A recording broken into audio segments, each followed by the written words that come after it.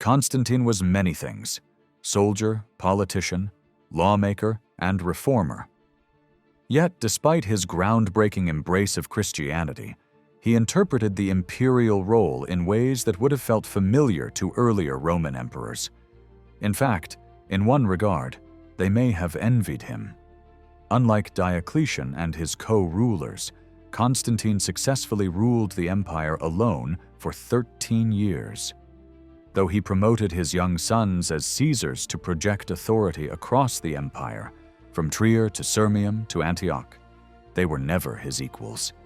As Constantine reflected on his own legacy, along with Christian thinkers like Eusebius, it became clear that the rise of the first Christian emperor needed a divine explanation. Images of Constantine during his reign blended political tradition, public performance, and religious philosophy. Not all of his supporters were Christians. The ceremonial speeches made in his honor, like the panegyric at Autumn in 310 and another by Nazarius in Rome in 321, followed the expected Roman style and praised him as any traditional emperor would be praised.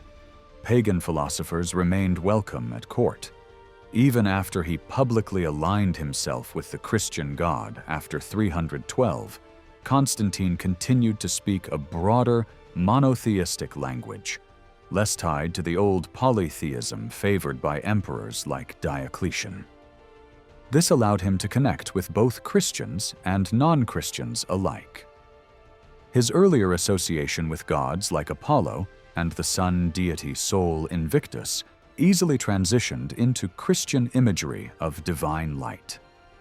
Like emperors before him, Constantine saw divine favor as something that showed itself through military victory and political success. He had defeated both Maxentius and Licinius, and that was taken as proof that his chosen God, now the Christian God, was the most powerful. He believed it was his responsibility to maintain this divine relationship by keeping both the empire and the church in harmony. At one gathering of bishops, Constantine described himself as a kind of bishop to those outside the church. While this metaphor didn't stop him from getting involved in religious conflicts, he famously attended the Council of Nicaea in 325 to try and settle the growing Arian controversy. It showed how seriously he took his role as a unifier. Traditionally, emperors were responsible for guiding religious matters, interpreting omens, and maintaining the state's sacred order. Constantine inherited not only this role, but also that of the Hellenistic kings of the Eastern Mediterranean, who had long acted as religious patrons and judges in temple affairs. Although he was only baptized on his deathbed, Constantine often acted like a benefactor to the Christian Church, while staying out of its everyday workings. When he did intervene, he usually tried to find middle ground. But when it came to other religions, his position was much firmer. While he avoided forcing conversions, he made it clear that he believed paganism was misguided and false. Over the course of 25 years, Constantine shaped the image of a Christian emperor, not just through laws and declarations, but even in religious speeches, like his Oration to the Saints, which may genuinely be his own work. Still, much of his legend was shaped by others. Christian writers like Lactantius and Eusebius portrayed his life as proof of divine providence. In their telling, Constantine's victories were not just political, but spiritual, revealing the power of the Christian God through history. Eusebius, for instance, ended his ecclesiastical history with Constantine's rise and later wrote a full biography, The Life of Constantine, praising him as a righteous and godly ruler. This suited Constantine perfectly.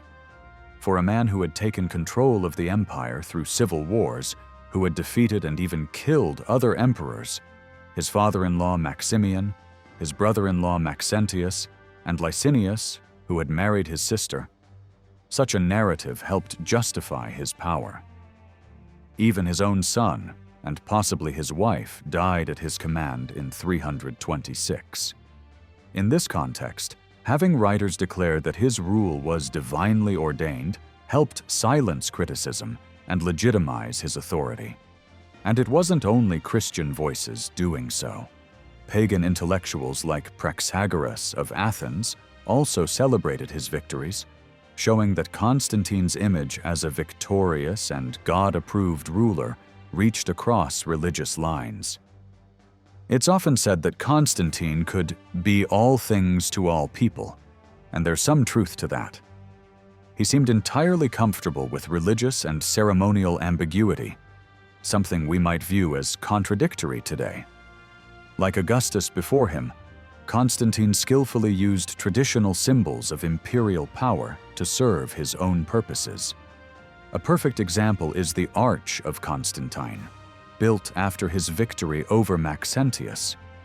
The monument reused earlier Roman designs and pagan imagery, not as a compromise, but because that's simply what people expected a triumphal arch to look like. Constantine knew how to speak in the established language of power, and no one demanded he invent a new one. Yet despite this traditionalism, no one doubted where his loyalties lay. Almost immediately after his victory at the Milvian Bridge in 312, Constantine began sponsoring the construction of Christian churches in Rome. Within months, he was directly involved in church disputes in North Africa. Throughout his reign, he openly aligned himself with the Christian Savior God. And although the name of Christ appeared less frequently in his official declarations, the message was still clear. What helped Constantine succeed without serious pushback from the pagan population was that his religious policies followed long-standing imperial traditions. Roman emperors had always played a role in religious matters, and Constantine's version of this role simply favored a new god. Late in 312, he met with his co-emperor Licinius in Milan. Together, they issued letters to regional governors explaining their stance on religion. They reaffirmed the right to freedom of worship, something already granted by Galerius in 311, and ordered the return of church property that had been seized during earlier persecutions. But this restoration was complicated. Many of the confiscated properties had been sold or gifted to private individuals. Constantine and Licinius ruled that these properties must be returned to the churches with no compensation from the church, though the previous owners could request reimbursement from the provincial governor. The goal was to restore peace, uphold the church's legal rights, and gain the continued favor of the divine. Far from radical, this decree simply reinstated the religious freedoms Christians had lost, while resolving some of the economic fallout of past repression. Licinius, who was not a Christian, did not object. In fact, he would soon defeat Maximinus Daza, one of Christianity's last persecutors. By 313, African churches were already benefiting from Constantine's support. He wrote to Bishop Caecilian of Carthage, who had been challenged by rival factions, giving him authority to distribute state funds to a list of approved church members. This list was prepared by Constantine's Christian advisor, Hosius of Cordoba. Whether Constantine fully understood that he was stepping into a heated conflict, the one that would give rise to the Donatist movement, is unclear. Constantine's passion for his faith, along with his tendency toward grand gestures, also led him to exempt Christian clergy from public duties. He believed this would allow them to focus fully on their service to God. He justified the exemption with a familiar imperial logic. When proper worship was neglected, the well-being of the state was at risk. But when the divine was honored, the empire prospered. Again, this wasn't a Christian innovation. It followed Roman tradition. In earlier times, priests of the old gods had also been granted similar privileges. Later, in 330, Constantine extended the same exemptions to Jewish religious leaders.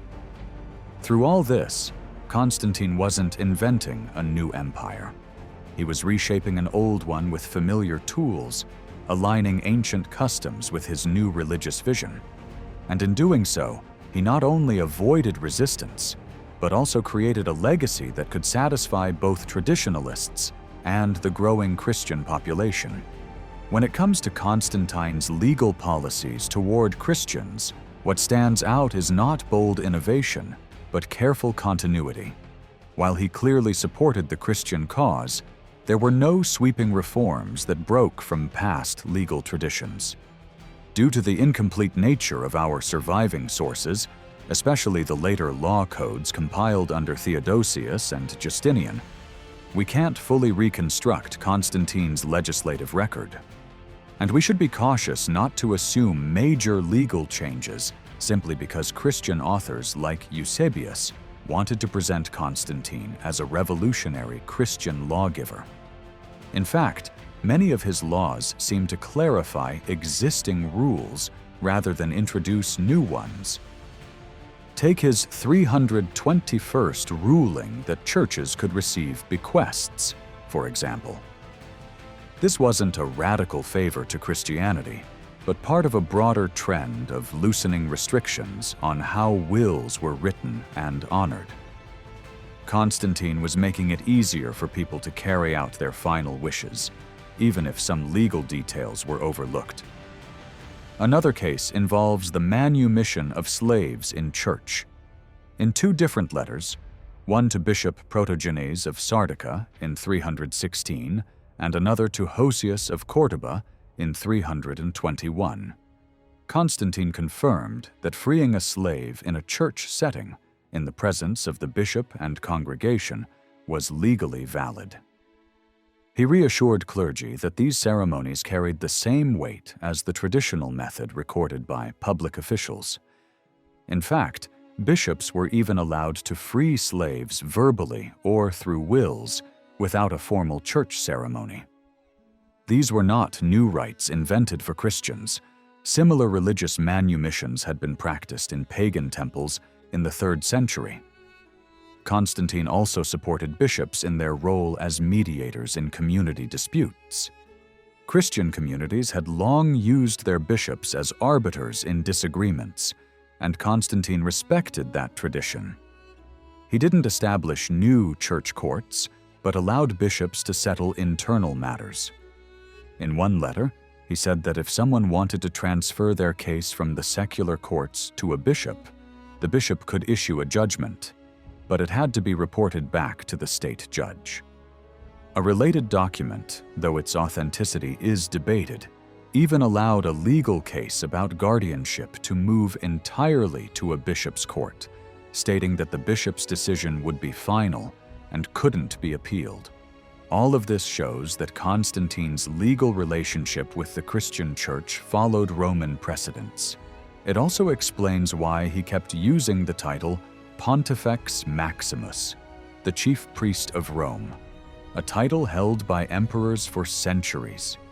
He wasn't using it to placate pagans or blur his religious identity, but rather to assert his authority over religious matters across the empire, including Christianity.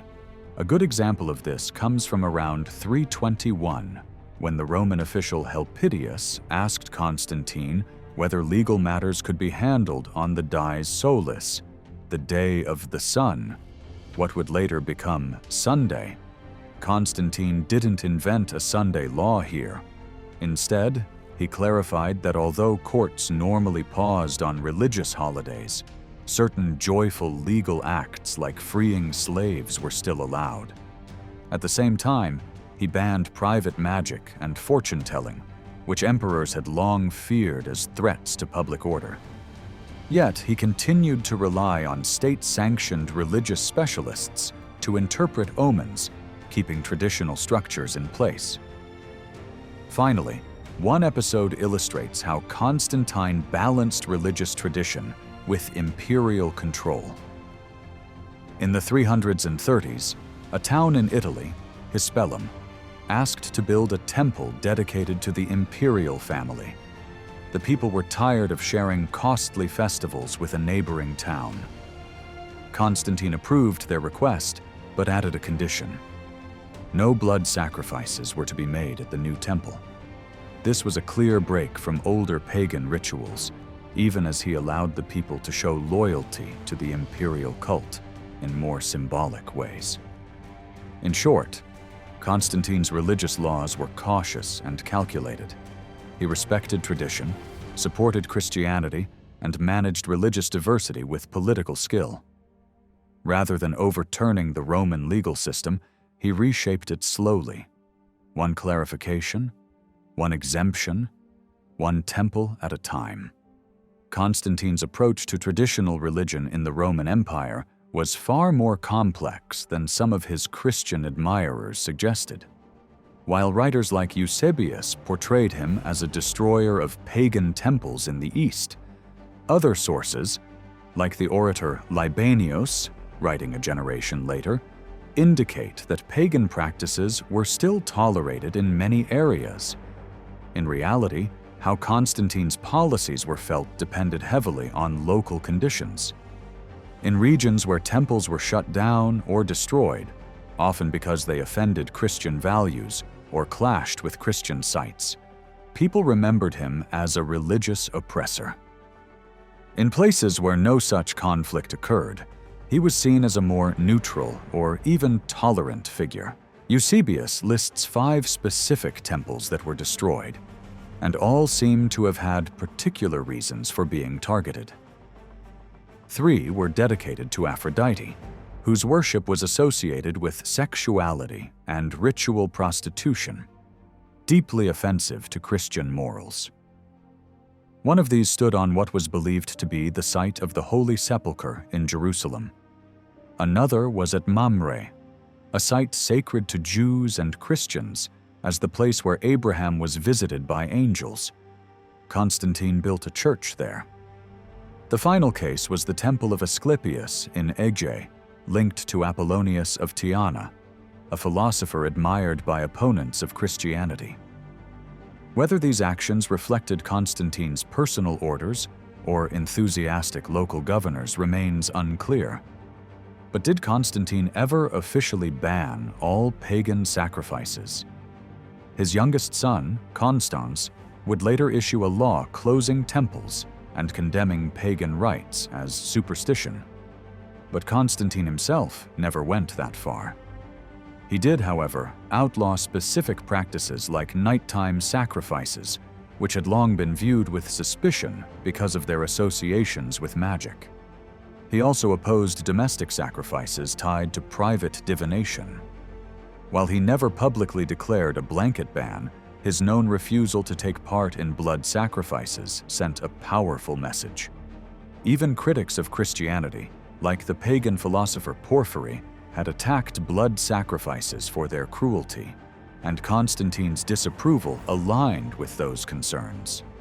When asked directly, as in the case of Hispelum in Italy, Constantine allowed the construction of temples in honor of the imperial family, but on the condition that they not include polluting superstitions, a clear reference to blood offerings. In this way, Constantine gradually undermined the role of sacrifice, relying on shifting public opinion and his own moral leadership, rather than sweeping legislation. This method allowed pagan worship to fade without sparking widespread resistance. The strongest objections to Constantine's policies came not from defenders of sacrifice, but from pagan philosophers like Eusebius and Palladius, who were more troubled by his confiscation of temple wealth. These tensions grew sharper when Constantine executed the Platonist philosopher Sopatros, a follower of Iamblichus, who would later influence the future pagan emperor Julian. In terms of official law, Constantine was careful to separate his personal beliefs from his imperial role. The legal codes compiled later preserved his more neutral language, stripped of the religious flourishes found in his public letters. Yet after the Council of Nicaea in 325, Constantine's public writings increasingly revealed his Christian convictions. These letters, often addressed to the general population or provincial officials, overflowed with theological justifications and divine praise, even when they lacked real legislative substance. This blend of moral instruction and policy echoes the ancient belief, as found in Plato and Cicero, that laws should educate as well as govern. Constantine's religious rhetoric, then, wasn't just decoration. It was central to how his laws were meant to function. So while the laws might formally declare tolerance for non-Christians, the tone often condemned pagan beliefs as error. This tension gave local governors and bishops room to interpret the emperor's words in more extreme ways. Constantine's communications, through their emotional and religious language, created powerful tools for change, even if the actual legal content remained relatively moderate. Through symbolic acts, shifting language, and moral leadership, Constantine quietly set the empire on a path where paganism would increasingly find itself out of favor and out of place. After defeating Licinius, Constantine made his religious stance clear in letters sent to the eastern provinces, accounts of which are fully preserved by Eusebius. These declarations of faith served more than just spiritual goals. They were calculated political messages. First, they publicly confirmed Constantine's personal commitment to Christianity, a move designed to shape public opinion and encourage others to align with him. A good example of this influence is the case of Orchistus in Phrygia, which successfully appealed for full city status in 331, partly by emphasizing its Christian devotion. The second objective of these declarations was to tie Constantine's victory to divine approval, thereby justifying his legitimacy as emperor. Building on the ideas of the Christian writer Lactantius, the logic was simple. If the Christian God granted Constantine victory over his rivals, rulers who had persecuted Christians, then their defeat proved both the power of the Christian God and the unworthiness of those emperors.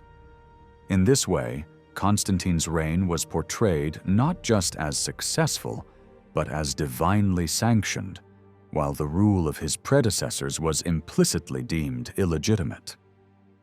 One of Constantine's earliest actions after securing the East in 325 was to send a letter to the people of the eastern provinces. Eusebius preserved this letter and treated it as a Christian manifesto. Constantine credited his victory to the providence of the supreme God, a deity his own father had uniquely honored among the tetrarchs. He rejected the former persecutions and denounced the oracles of Apollo that had once justified such violence. Instead of continuing those harsh policies, Constantine called for peaceful persuasion and religious tolerance, describing those who clung to error as diseased, but insisting that they should not be harmed. He wrote, "Let those in error, as well as believers, gladly receive the benefits of peace and quiet. Let no one harm another. Let everyone freely follow the faith they choose." Although the message clearly favored Christianity, its language was vague enough, speaking of light and deity, to sound familiar to non-Christian ears. Perhaps Constantine's most personal religious statement is the complex and sometimes incoherent speech known as the Oration to the Saints. Though originally delivered in Latin, it survives today only in a Greek version as the fifth book of Eusebius's Life of Constantine. There has been debate over its authorship, but most scholars now agree that it likely came from Constantine himself, even if its exact date and setting remain uncertain. The oration presents Constantine's unpolished but sincere Christian beliefs. It celebrates God and Christ, the second God, or Savior, and mixes theological musings with sharp attacks on the impious, who, according to him, would suffer eternal punishment in the afterlife. He discusses key elements of Christian doctrine, like the miracles of Jesus, the virgin birth, and the divine relationship between the Father, the Son, and cosmic reason. But alongside these religious teachings, Constantine also uses the sermon to promote the idea of a single earthly ruler who reflects the unity of the divine order. He emphasizes the necessity of one overseer for all things, reinforcing his own role as emperor chosen by God. In trying to validate Christian beliefs, Constantine even cited non-Christian sources. He referenced a Sibylline oracle to support the divinity of Christ and interpreted the famous Roman poet Virgil's fourth eclogue as a prophetic reference to Christian salvation. Toward the end of the speech, he directly criticized the former persecuting emperors, calling out figures like Decius, Valerian, Aurelian, and even Diocletian, whose luxurious palace in Split he dismissed as a worthless dwelling. In contrast, Constantine framed his own triumph as a clear sign of divine support, declaring that everyone had seen the battles and how God granted him victory. In the end, Constantine's messaging did more than express personal belief. It fused religion and power into a potent narrative, one where the Christian emperor was chosen by God, where his victories were evidence of divine will, and where political legitimacy depended on moral righteousness. This was not just theology, it was imperial propaganda crafted to shape the future of the empire. Constantine's connection with the Christian God was fundamentally different from the way past emperors related to their divine patrons. What set it apart was the presence of an empire-wide Christian infrastructure, organized around bishops, clergy, and the faithful in cities across the empire. This network had its own well-developed theology, a reputation for charitable work, and a growing influence. In earlier times, bishops were feared as leading an alternative state, but now they found themselves with direct access to the emperor. They used this new connection not only to secure financial support and legal protections for their churches, but also to ask Constantine for help in settling internal disputes.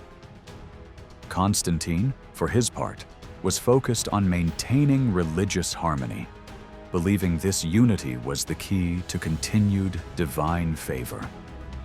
His general approach was to remain neutral and let the bishops handle their own problems. But in practice, that was easier said than done.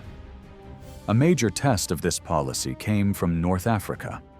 There, a deep division emerged among Christians, centered around a seemingly technical issue: the legitimacy of Caecilian's consecration as Bishop of Carthage. His critics claimed that one of the bishops who consecrated him, Felix of Abthungi, had betrayed Christian sacred texts during the recent persecutions. That act, they argued, invalidated the entire process. Even though Caecilian himself wasn't guilty of betrayal, his appointment was considered illegitimate. This controversy became even more complicated due to the involvement of Lucilla, a wealthy and assertive Christian woman. After Caecilian rebuked her for her extreme veneration of saints' relics, she retaliated by supporting her own candidate, Majorinus, a servant she helped appoint as a rival bishop. This incident illustrates the important influence that lay Christians, including women, could have in early church politics. Still, the official Catholic narrative painted Lucilla in a negative light, using stereotypes about emotional and unruly women to discredit her role in what became known as the Donatist Schism. In 313, Caecilian's opponents appealed to Constantine for judgment. The emperor referred the matter to the Bishop of Rome, Miltiades, who heard the case with a small council of Gallic bishops in the imperial residence of Fausta. Miltiades expanded the panel with 15 Italian bishops and ruled against the petitioners. But the dissenters weren't satisfied. They appealed again. In response, Constantine took the unusual step of personally convening a large council of bishops from Gaul at Arles in 314. This council again ruled in favor of Caecilian, and, in the process, issued broader guidelines for Christian conduct. These included excommunication for believers who carried weapons in peacetime, raced chariots, performed in theaters, or disrespected church authority while holding public office. Still unhappy, the Donatists appealed to Constantine a third time in 315. This time, the emperor declined to rule and sent the issue back to North Africa. But the controversy didn't fade. The Donatists, drawing from a strong tradition of purism and martyrdom in African Christianity, saw themselves as the true Church of the Martyrs. They claimed it was better to suffer persecution than to compromise. Over the next century, they created their own spiritual literature, built shrines to their martyrs, and set up rival bishops across North African cities. This alternative Christian movement would survive for generations, even attracting support from major thinkers like Augustine's opponents. Constantine, after briefly considering military action, seemed to lose interest in the African church conflict. Yet in 330, he received another complaint, this time from the bishops of Numidia. They reported that Donatist supporters had taken over a church he had ordered to be built in the city of Constantina, modern-day Cirta, and refused to return it, even after orders from local governors. The bishops requested permission to build a new church on state-owned land using imperial funds. Constantine agreed, praising their patience and urging them to turn the other cheek. While this advice echoed Christian virtue, it also revealed Constantine's growing indifference toward their cause. It showed how the Catholic bishops in North Africa were losing their grip on many local Christian communities, both in cities and rural areas. In the end, Constantine's attempt to maintain harmony within Christianity highlighted both the possibilities and limits of imperial involvement in church affairs. His desire for unity often clashed with the realities of deeply rooted divisions, and not even the emperor could resolve them all. Constantine's connection with the Christian God was fundamentally different from the way past emperors related to their divine patrons. What set it apart was the presence of an empire-wide Christian infrastructure, organized around bishops, clergy, and the faithful in cities across the empire. This network had its own well-developed theology, a reputation for charitable work, and a growing influence. In earlier times, bishops were feared as leading an alternative state, but now they found themselves with direct access to the emperor. They used this new connection not only to secure financial support and legal protections for their churches, but also to ask Constantine for help in settling internal disputes. Constantine, for his part, was focused on maintaining religious harmony, believing this unity was the key to continued divine favor. His general approach was to remain neutral and let the bishops handle their own problems. But in practice, that was easier said than done. A major test of this policy came from North Africa. There, a deep division emerged among Christians, centered around a seemingly technical issue: the legitimacy of Caecilian's consecration as Bishop of Carthage. His critics claimed that one of the bishops who consecrated him, Felix of Abthungi, had betrayed Christian sacred texts during the recent persecutions. That act, they argued, invalidated the entire process. Even though Caecilian himself wasn't guilty of betrayal, his appointment was considered illegitimate. This controversy became even more complicated due to the involvement of Lucilla, a wealthy and assertive Christian woman.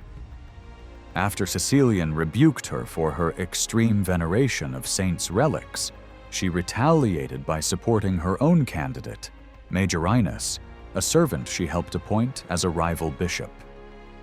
This incident illustrates the important influence that lay Christians, including women, could have in early church politics. Still, the official Catholic narrative painted Lucilla in a negative light, using stereotypes about emotional and unruly women to discredit her role in what became known as the Donatist Schism. In 313, Caecilian's opponents appealed to Constantine for judgment.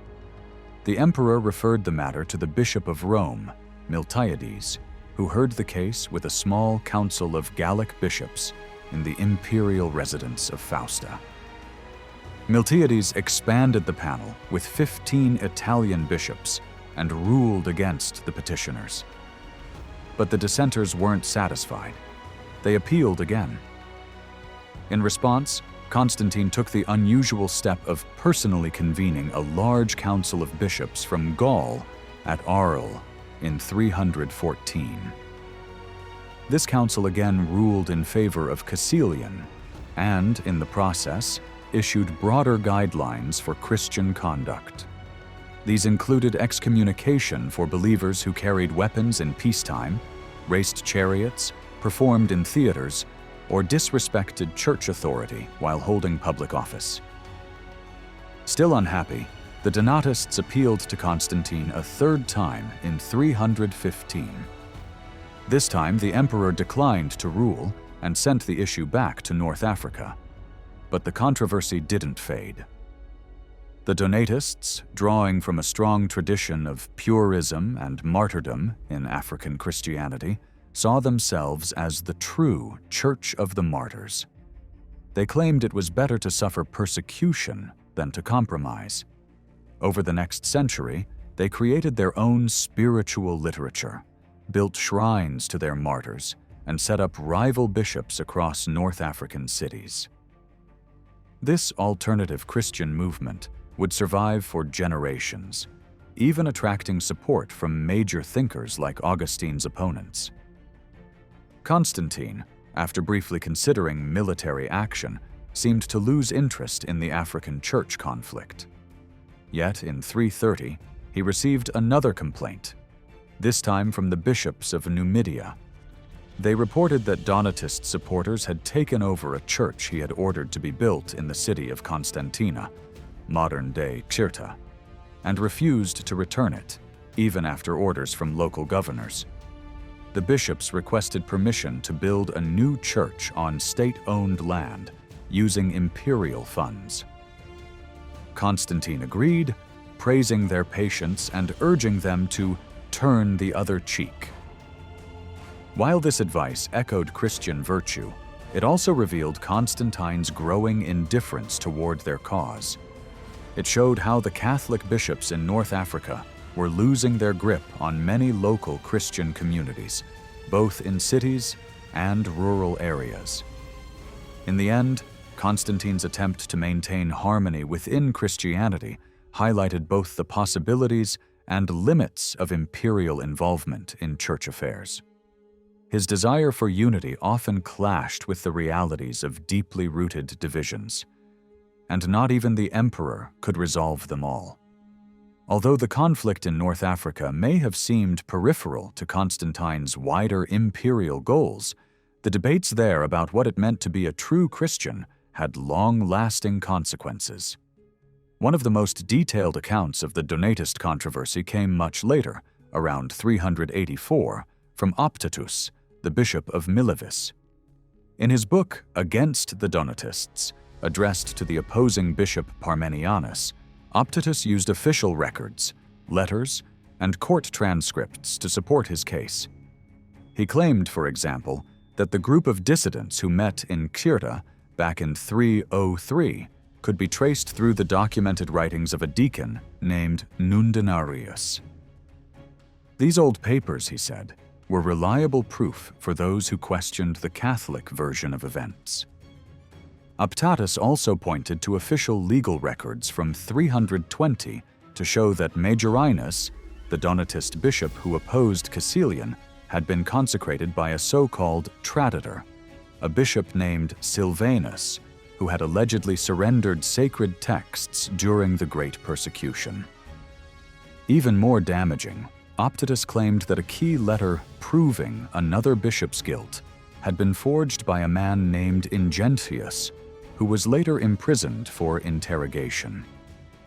This back-and-forth reliance on legal documents and written testimony illustrates the legalistic culture of late antiquity, and also highlights that there was little true theological difference between the two sides. What they were really fighting about was legitimacy. But Constantine's greatest theological challenge would emerge not in North Africa, but in the East.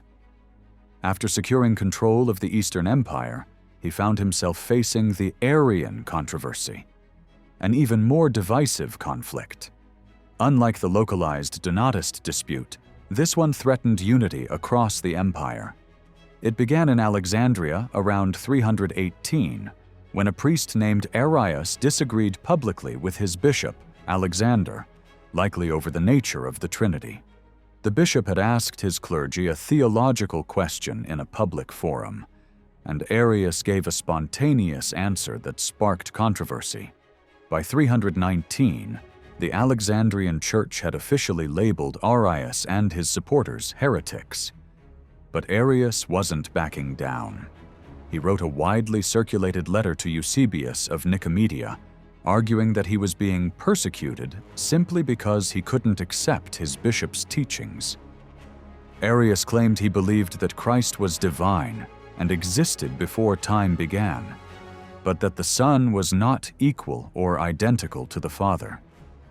This view, that Christ was subordinate, would become the basis of Arian theology. Arius hoped that by clearly explaining his position, he could clear his name and expose his opponents as the real heretics.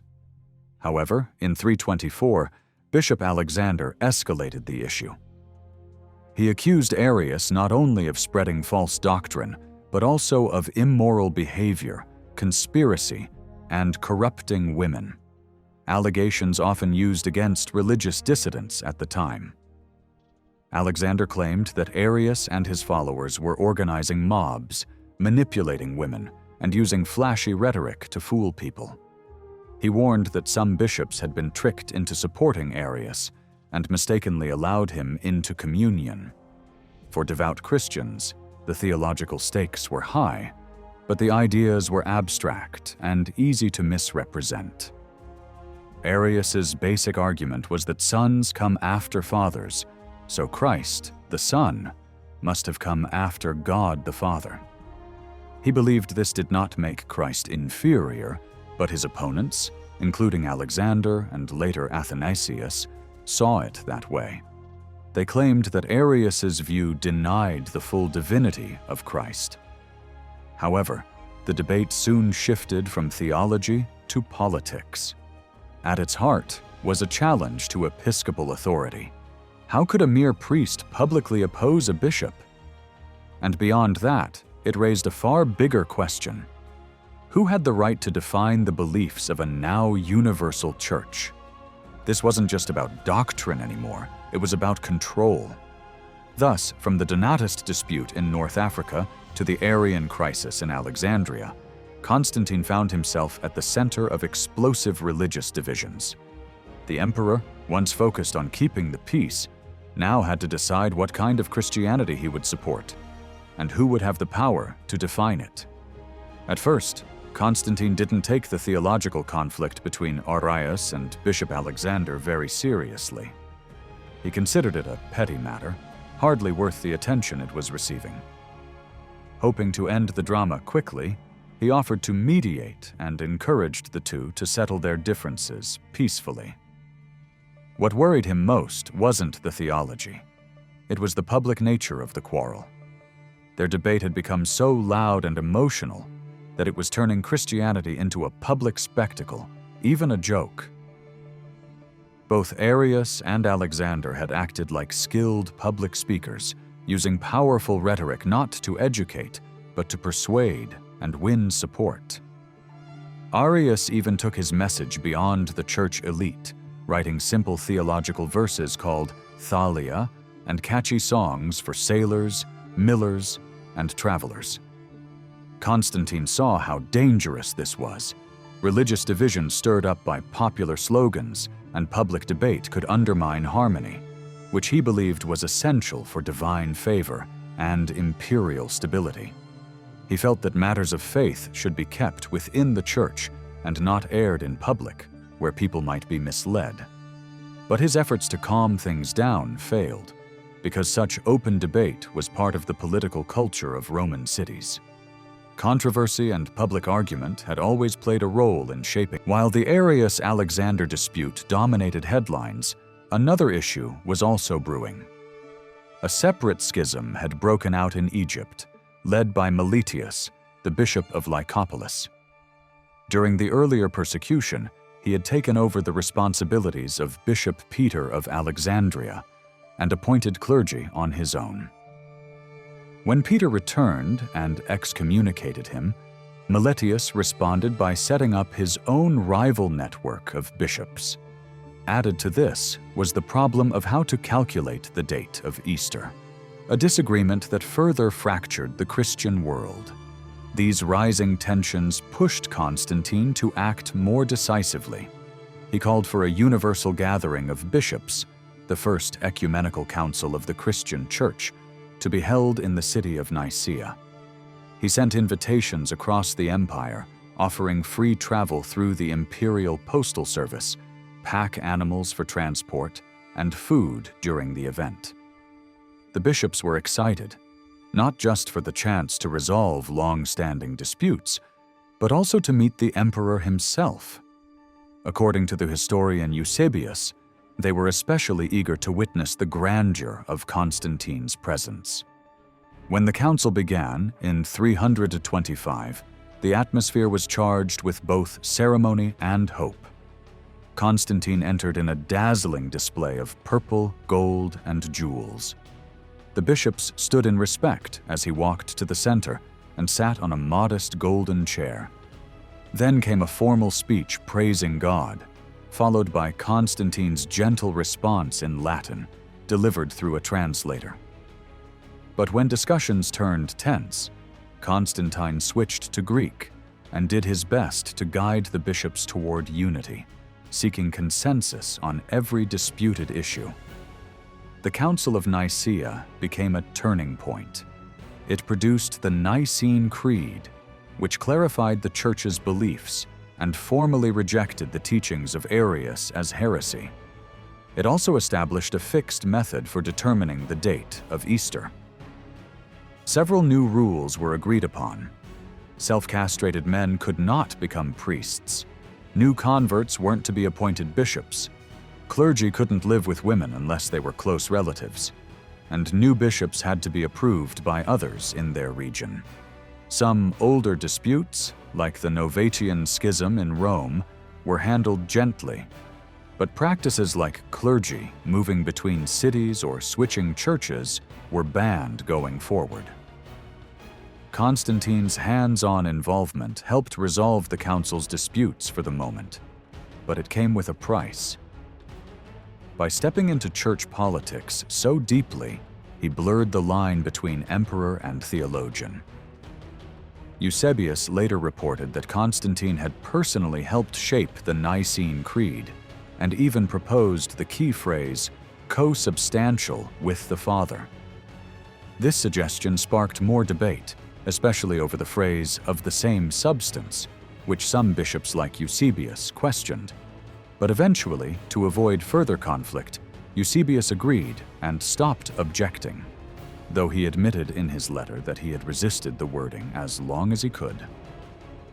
In the end, Constantine had secured a temporary unity, but his deep involvement in theological disputes set a challenging precedent.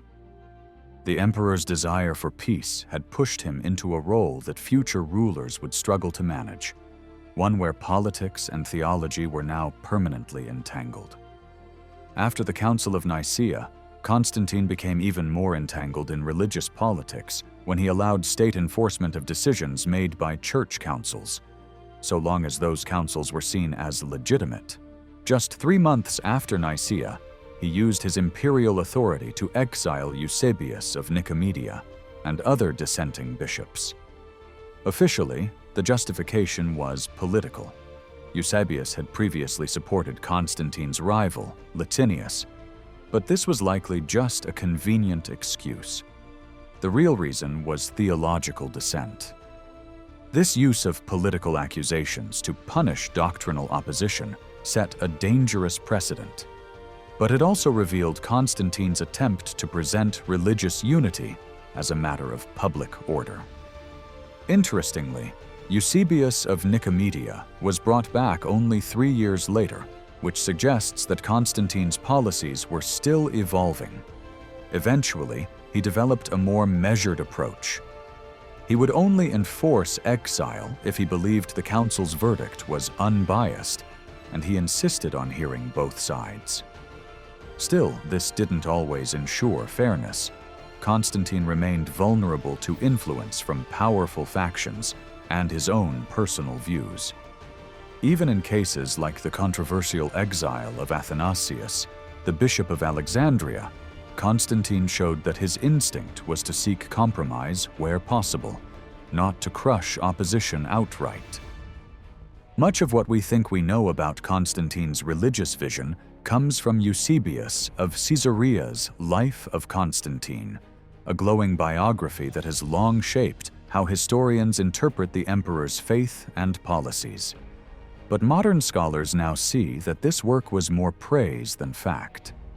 The historian Socrates once noted that Eusebius was more interested in style and flattery than in accuracy, and that criticism seems fair. The Life presents a version of Constantine that downplays the Arian controversy and makes it seem like the emperor and Eusebius were close. But in truth, Eusebius remained in Caesarea for much of Constantine's later reign and was rarely at the imperial court.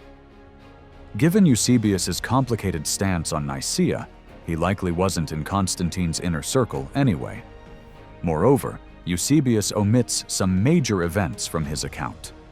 For example, he never mentions the brutal purge that followed Constantine's death in 337, when nearly all potential rivals to Constantine's sons were assassinated.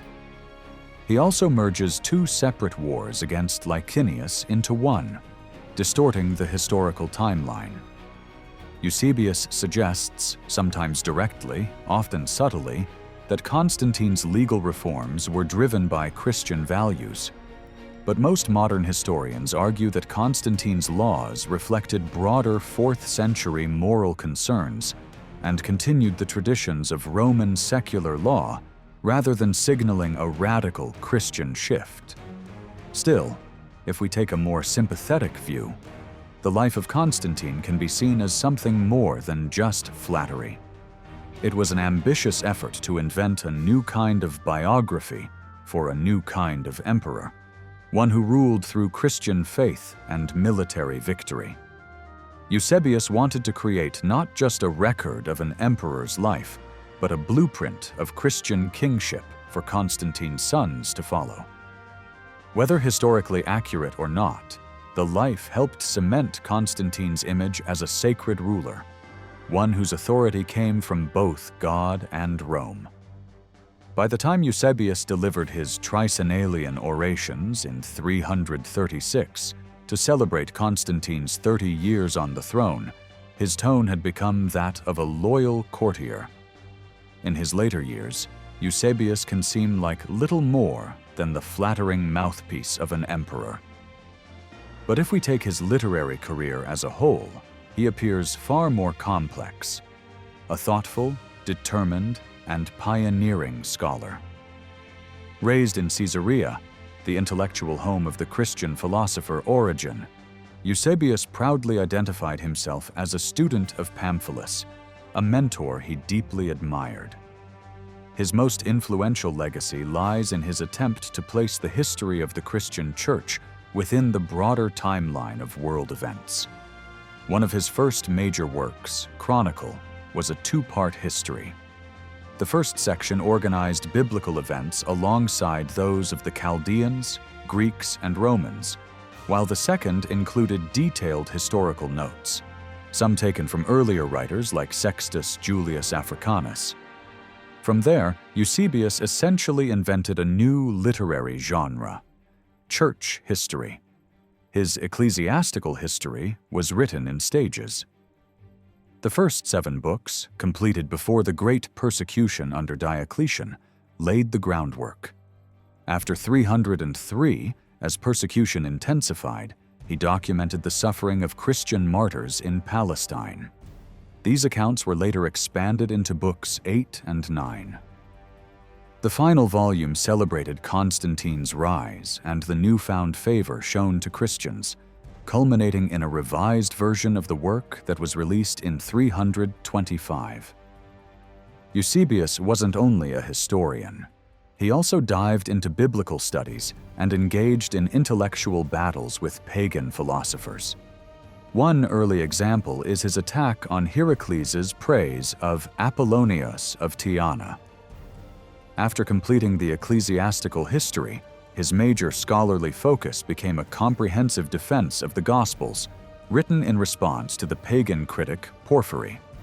This project produced 35 books, split between 2 major treatises. By the time Constantine conquered the East, Eusebius was already well known as a serious academic and theological writer. His quiet compliance at the Council of Nicaea and his explanatory letter to his clergy afterward likely reflect the confusion of a reserved scholar suddenly caught in the storm of imperial religious politics. As Constantine approached the final years of his reign, Eusebius painted a flattering portrait of a ruler guided by divine favor. In Eusebius's view, Constantine's enemies, both Roman and foreign, had been vanquished, and their defeat proved they were never legitimate emperors at all. Just like his subject, Eusebius wanted to shape the past to serve the present. While Constantine's support for Christianity became increasingly public after 312, many of his actions still followed traditional Roman patterns. What made his situation different after 325 was the presence of an organized empire-wide Christian church led by bishops who could influence imperial policy directly. Previous emperors had offered patronage to local temples and occasionally ruled on religious disputes. But Constantine's favor for one bishop over another sent ripples across the entire empire. His actions began shaping how Christians thought about state power and their own position within it. Even though Constantine tried to maintain imperial neutrality, the bishops were becoming a powerful political force, one that his successors could not ignore. So, can we truly call Constantine a Christian emperor? He was certainly the first Roman ruler to publicly align himself with the Christian God, fund churches, support Christian clergy, and pass laws on their behalf, even if those laws were often traditional in style. But calling him a Christian without qualification oversimplifies things. Earlier emperors also tied their rule to divine favor, promoting specific deities in exchange for legitimacy and victory. Constantine followed that same model, just with a different god. Judging Constantine by modern standards of Christianity, highlighting his acts of violence, his use of harsh legal penalties, or his lack of theological depth, misses the point. He saw Christianity as both useful and true.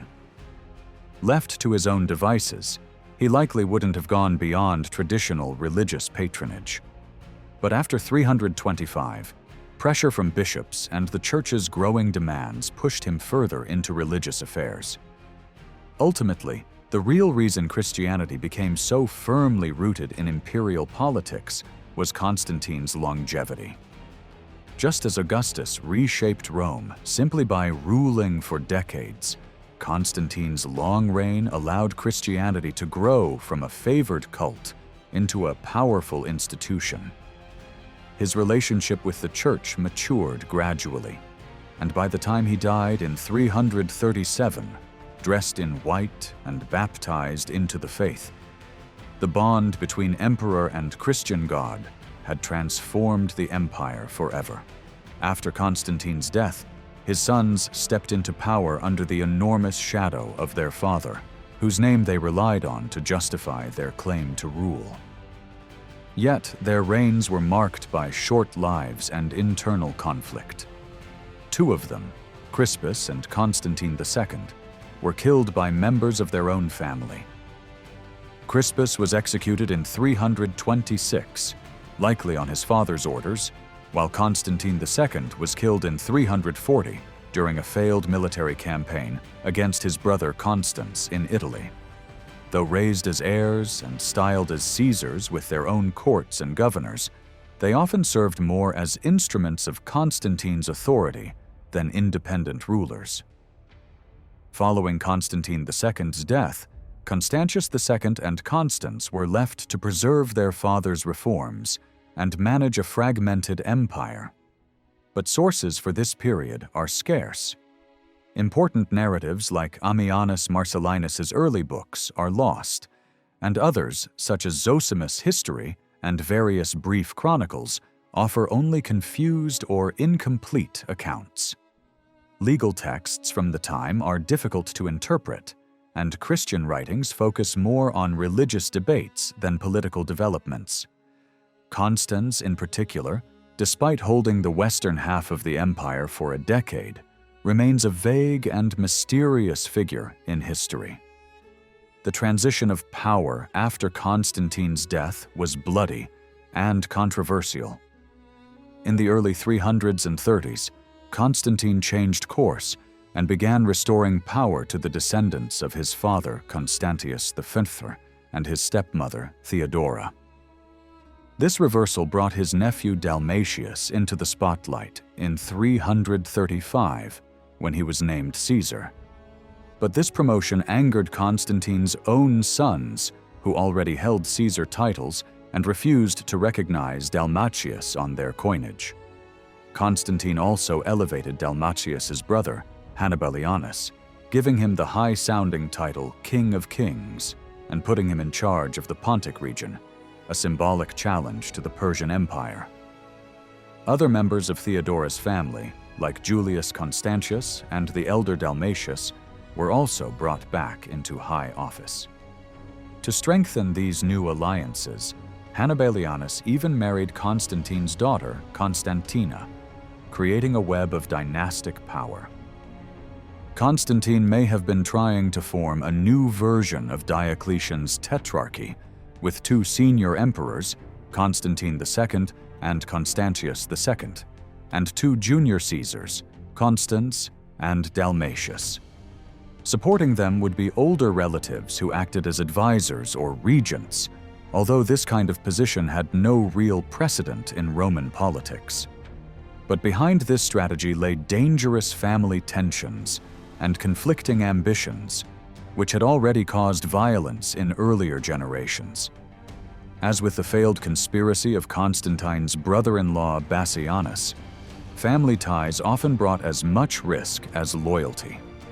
Constantine's sudden change in policy, reviving the influence of Theodora's descendants after years of sidelining them, suggests that in his final years, the emperor may have been losing control of his court. Aged and possibly weakened, Constantine may have been unable or unwilling to resist growing factionalism. His decision to promote Dalmatius and others might not have been his alone, but the result of a palace coup driven by courtiers who opposed the rise of his biological sons, especially Constantius II in the east and Constantine II in the west.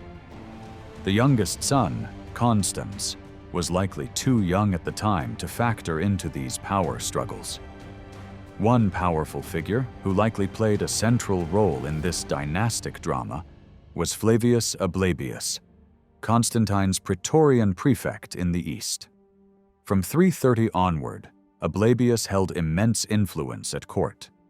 Like earlier imperial power brokers such as Fulvius Plautianus under Septimius Severus, Ablabius had the means and ambition to orchestrate political outcomes. Originating from Crete, he climbed the ranks quickly becoming prefect in 329. He was a known supporter of Christianity and even helped destroy the pagan philosopher Sopater.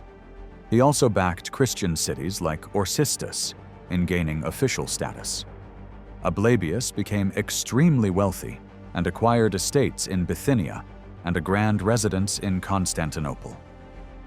His political ambitions were evident in the fact that his daughter, Olympias, was betrothed to Constance, an alliance that could have made him the grandfather of future emperors. But such power came with danger. After Constantine's death in 337, Ablabius was one of the first to be executed by the faction supporting Constantius II.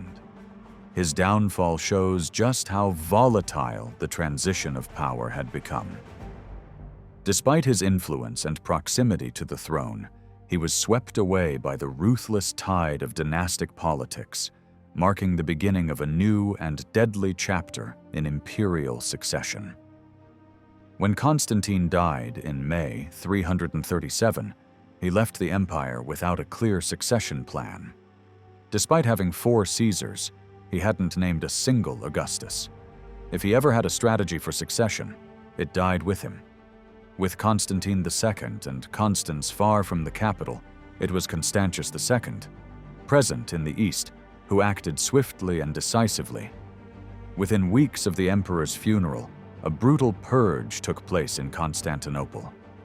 Many male members of the imperial family descended from Theodora were executed. This included Dalmatius, Hannibalianus, Julius Constantius, and others seen as potential threats. One of Constantine's most powerful former ministers, Ablabius, was also hunted down and killed. The women of the family were spared, but the bloodshed would cast a long shadow over the reign of Constantius. Although his cousin Julian later condemned him for these killings, Constantius, just 19 at the time, may have seen this as a necessary act of self-preservation in a world where power struggles often turned deadly. Later that summer, the 3 surviving sons of Constantine, Constantius II, Constantine II, and Constance, met in Pannonia to divide the empire. Even then, tensions were already rising. Constantine II issued coins in Trier that celebrated both his grandmother Helena and Theodora, as if to symbolically distance himself from the recent bloodshed. He also asserted his seniority by reinstating Bishop Athanasius in Alexandria in 338, a bold move since Egypt wasn't under his control. This may have caused Constantius and Constance to unite against their elder brother, especially in dividing the territories. Constantius kept the east, including Constantinople and Thrace. Constance expanded his reach into Moesia. But Constantine II was left with only Britain, Gaul, and Spain. No increase in land, and plenty of reason to feel slighted. Early in 340, Constantine II launched a campaign into Italy to claim more authority, but his efforts ended in disaster. Constance was prepared. Constantine fell into an ambush and was killed. Constance moved quickly, taking over his brother's provinces and branding him a public enemy, erasing his name from official records in both his own and Constantius domains. Despite holding vast western territories, Constance never escaped criticism. Born around 320 or 323, he had been made Caesar at just 10 or 13 years old in 333. His elevation was even marked by a strange omen, a fire in the sky. Over time, ancient sources began to portray him as arrogant, greedy, and disrespectful toward his soldiers. He was accused of surrounding himself with corrupt officials and of favoring handsome barbarian guards over proper Roman company. His critics even gossiped about his sexuality, noting that he never married. Whether these claims were true or not, they suggest that powerful groups within the empire, especially in Rome, opposed him. The philosopher Libanius, writing under pressure, offered a different image. He painted Constance as a heroic, tireless warrior, so eager for battle that if he had no human enemies, he would fight wild animals. According to Libanius, Constance moved swiftly across the empire, always traveling with a small, elite retinue. He even ventured to Britain, the edge of the known world, and struck fear into the Franks, whom Libanius mockingly called the Broken Ones. In this version, Constance is a bold and just ruler, but one who relied too heavily on military power. And in the long run, war alone was not enough to sustain imperial rule. Relations between Constance and the Roman elite in the capital began to deteriorate in the mid-300s and 40s. Unlike many of his predecessors, Constance never visited Rome. He even ignored the grand celebration of the city's 1100th anniversary in 348. Historians like Aurelius Victor took note, and their writings reflect a clear resentment toward the emperor. But Constance may have felt alienated from Rome too. As a devout Christian, baptized and already distancing himself from traditional pagan titles like Pontifex Maximus, he was forced to work with city officials who were largely pagan and closely tied to Rome's ancient religious institutions. In 347, Constance decided to impose his will more directly. He appointed Ulpius Limenius, a trusted Christian official who had served as proconsul in Constantinople, as Rome's new urban prefect. Limenius held this powerful position alongside the Praetorian prefecture of Italy until his death in 349. After a brief gap, Constance installed another outsider, Hermogenes, likely also from the eastern provinces, as prefect.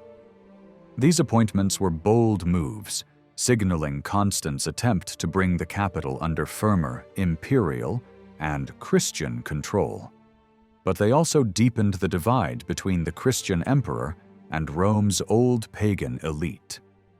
This rift would have consequences that extended well beyond his reign.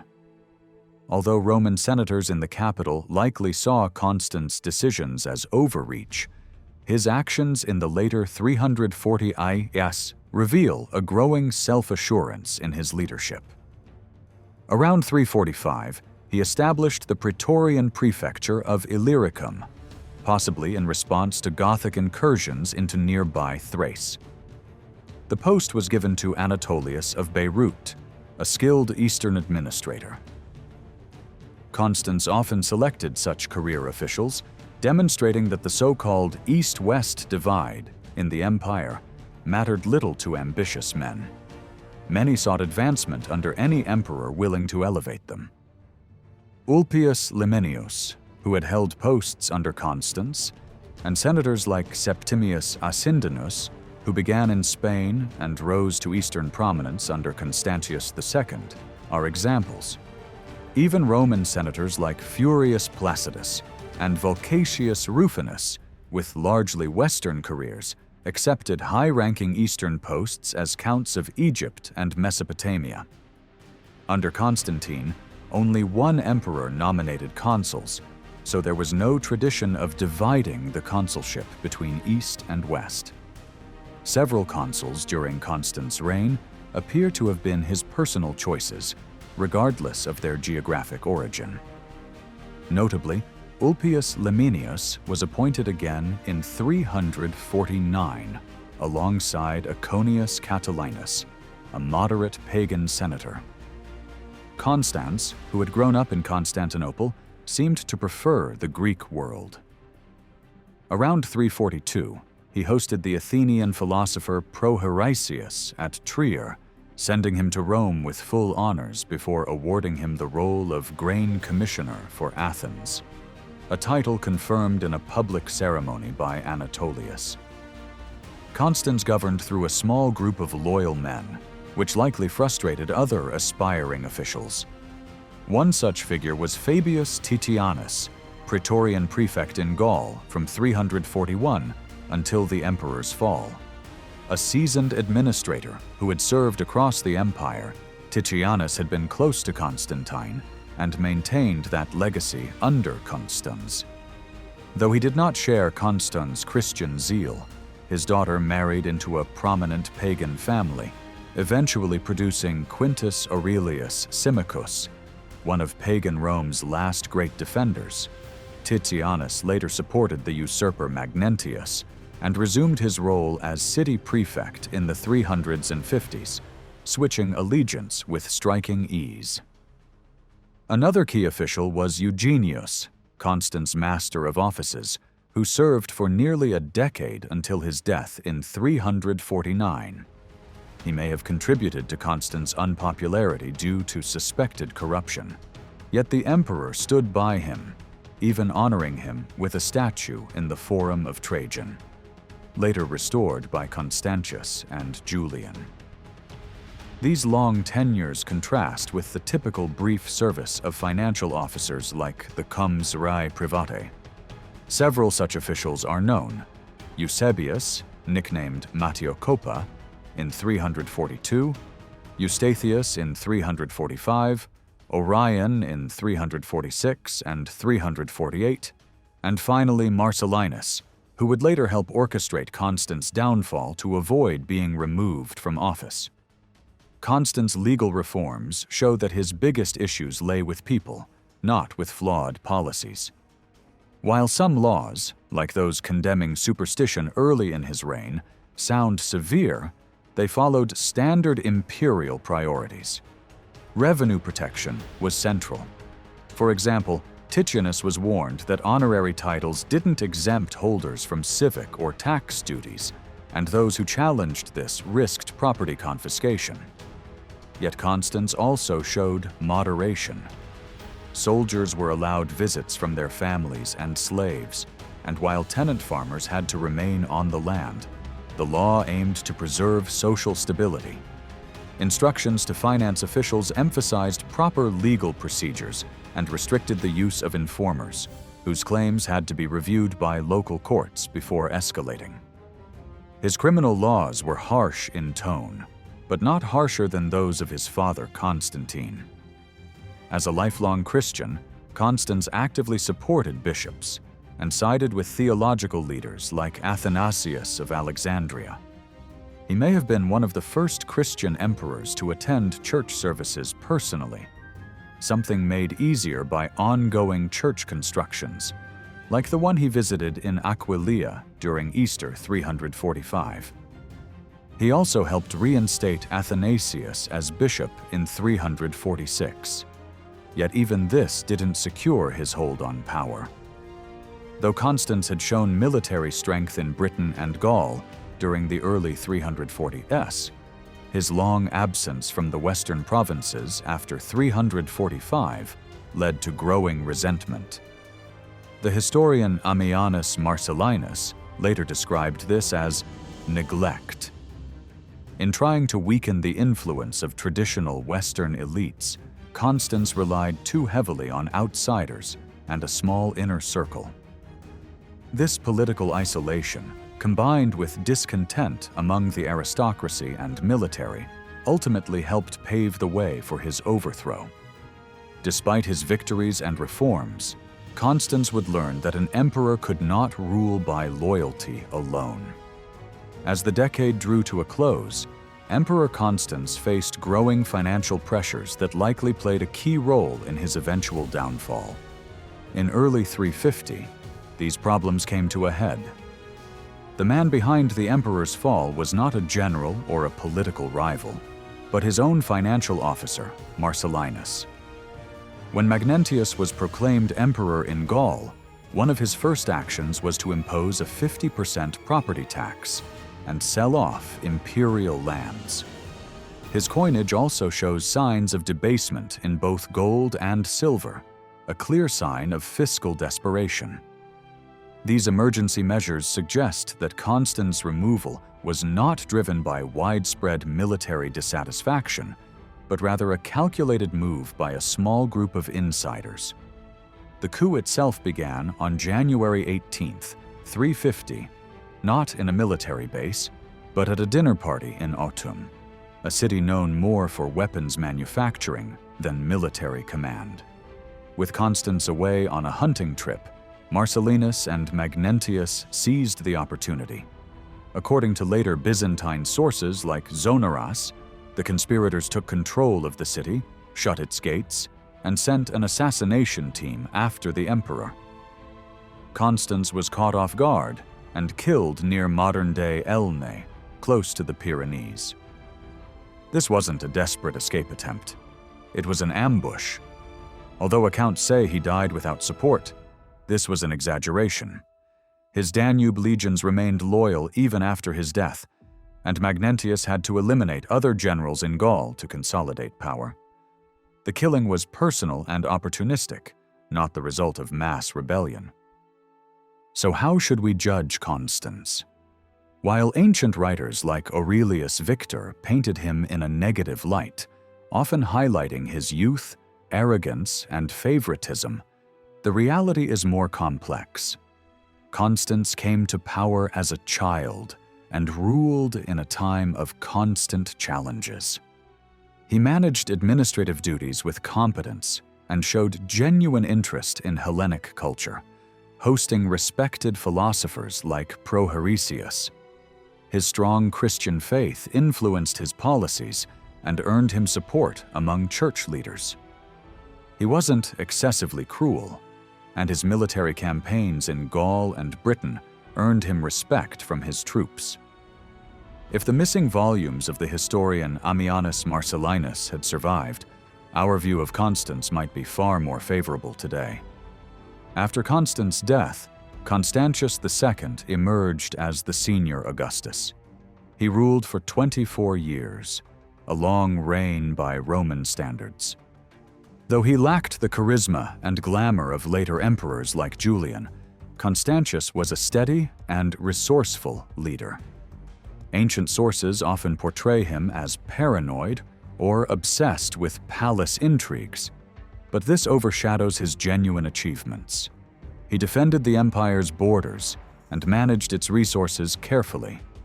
His strategy against the Persians was, in the long run, more effective than Julian's doomed campaign.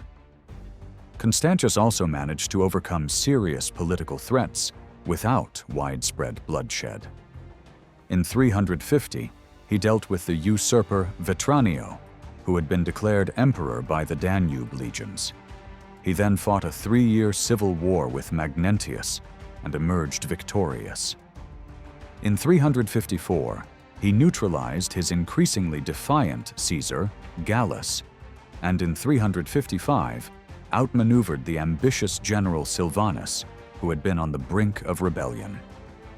While Constance died in a plot fueled by internal distrust, and Magnentius rose in his place, Constantius II proved to be the ultimate survivor, methodical, resilient, and determined to hold the empire together in a turbulent time. During the reign of Constantius II, court intrigue and manipulation reached dangerous levels, fueling a culture of suspicion that defined his administration. Among the most infamous schemers was a man known as Paul the Chain.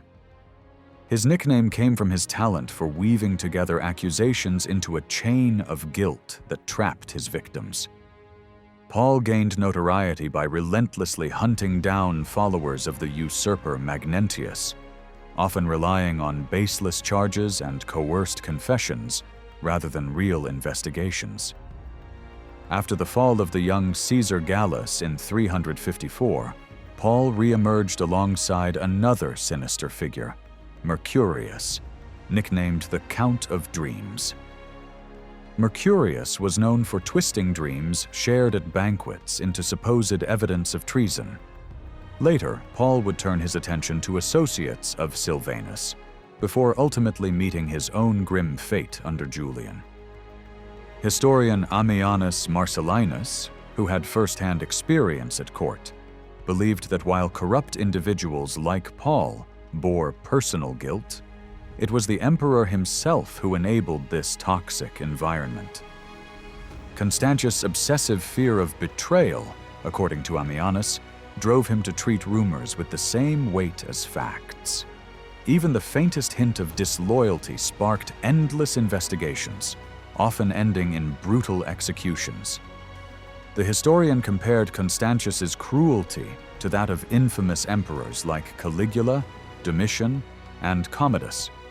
In one instance, the emperor reportedly prolonged his victims' deaths, appointing ruthless officials to oversee these so-called trials. Ammianus, who was connected to Ursicinus, an official periodically suspected of ambition, was especially critical of Constantius's misuse of the justice system. He didn't condemn the emperor for seeking security, but for relying on torture, paranoia, and unfair trials. The unchecked power of informers, coupled with a legal process that ignored fairness, echoed the worst days of the Roman Empire. Tacitus had once described similar chaos under Tiberius, and now history repeated itself. But the emperor's fears were not always irrational. Real threats did exist, some coming from within his own family. Constantius had appointed Gallus Caesar hastily in response to the political crisis triggered by Magnentius in 350. Gallus, a close relative, was chosen more for bloodline than competence. This decision would soon backfire. At Antioch, Gallus ruled with growing brutality. He threatened to execute the city's entire council for opposing grain price cuts and incited a mob to kill the governor during a food crisis. Senior officials tried to restrain him, but their warnings were ignored. Eventually, both the new governor and his advisor were murdered by Gallus's own soldiers. The breaking point came when a mysterious order for imperial purple, a symbol of emperorship, was discovered in Tyre. Fearing open rebellion, Constantius had Gallus summoned west under friendly pretenses. Once away from his troops, Gallus was stripped of his titles and executed, hands bound like a criminal. Ammianus called this the work of Nemesis, divine retribution. Was Gallus truly guilty of treason, or just overwhelmed by fear and miscommunication? Ammianus saw him as unstable and cruel, but also as a victim of poor judgment and isolation. More concerning for Constantius was that Gallus's troops had taken part in murdering imperial officials. This suggested that Constantius couldn't even trust his own army in the east. Although Ammianus criticized Constantius for paranoia and judicial abuse, he did give the emperor some credit. Constantius largely maintained the administrative structure created by his father, Constantine the Great. He preserved the balance between civil and military roles and appointed qualified individuals to key positions. Yet, in the eyes of Ammianus, Constantius remained a mediocre ruler, haunted by conspiracy, obsessed with control, and shaped by a string of family tragedies and political rebellions.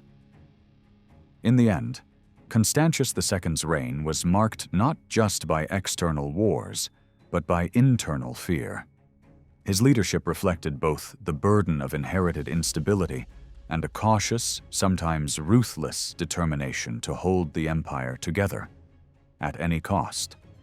Although Constantius II is often seen as a conservative ruler more focused on preserving what he inherited than introducing bold new reforms, his reign played a crucial role in the development of late Roman administration, especially in the eastern half of the empire. One of his most lasting contributions was the elevation of Constantinople from a symbolic city to a true imperial capital, gradually gaining equal stature with Rome itself. While Constantius rarely resided in Constantinople, preferring to base himself in Antioch for better oversight of the Persian frontier, he took active steps to improve the city's infrastructure. He built granaries at the harbor, known as the Horea Constantiana, to secure a steady food supply, and he renovated the Church of the Holy Apostles and constructed baths nearby. He also enhanced the city's water systems and repaired earlier structures that had been poorly constructed. These public works, along with the construction of colonnades, libraries, and other civic buildings reflected a clear intent to position Constantinople as more than just an imperial outpost. This transformation was not unnoticed. In a speech delivered in Rome in 357, the orator Themistius confidently declared that Constantinople was no mere second city.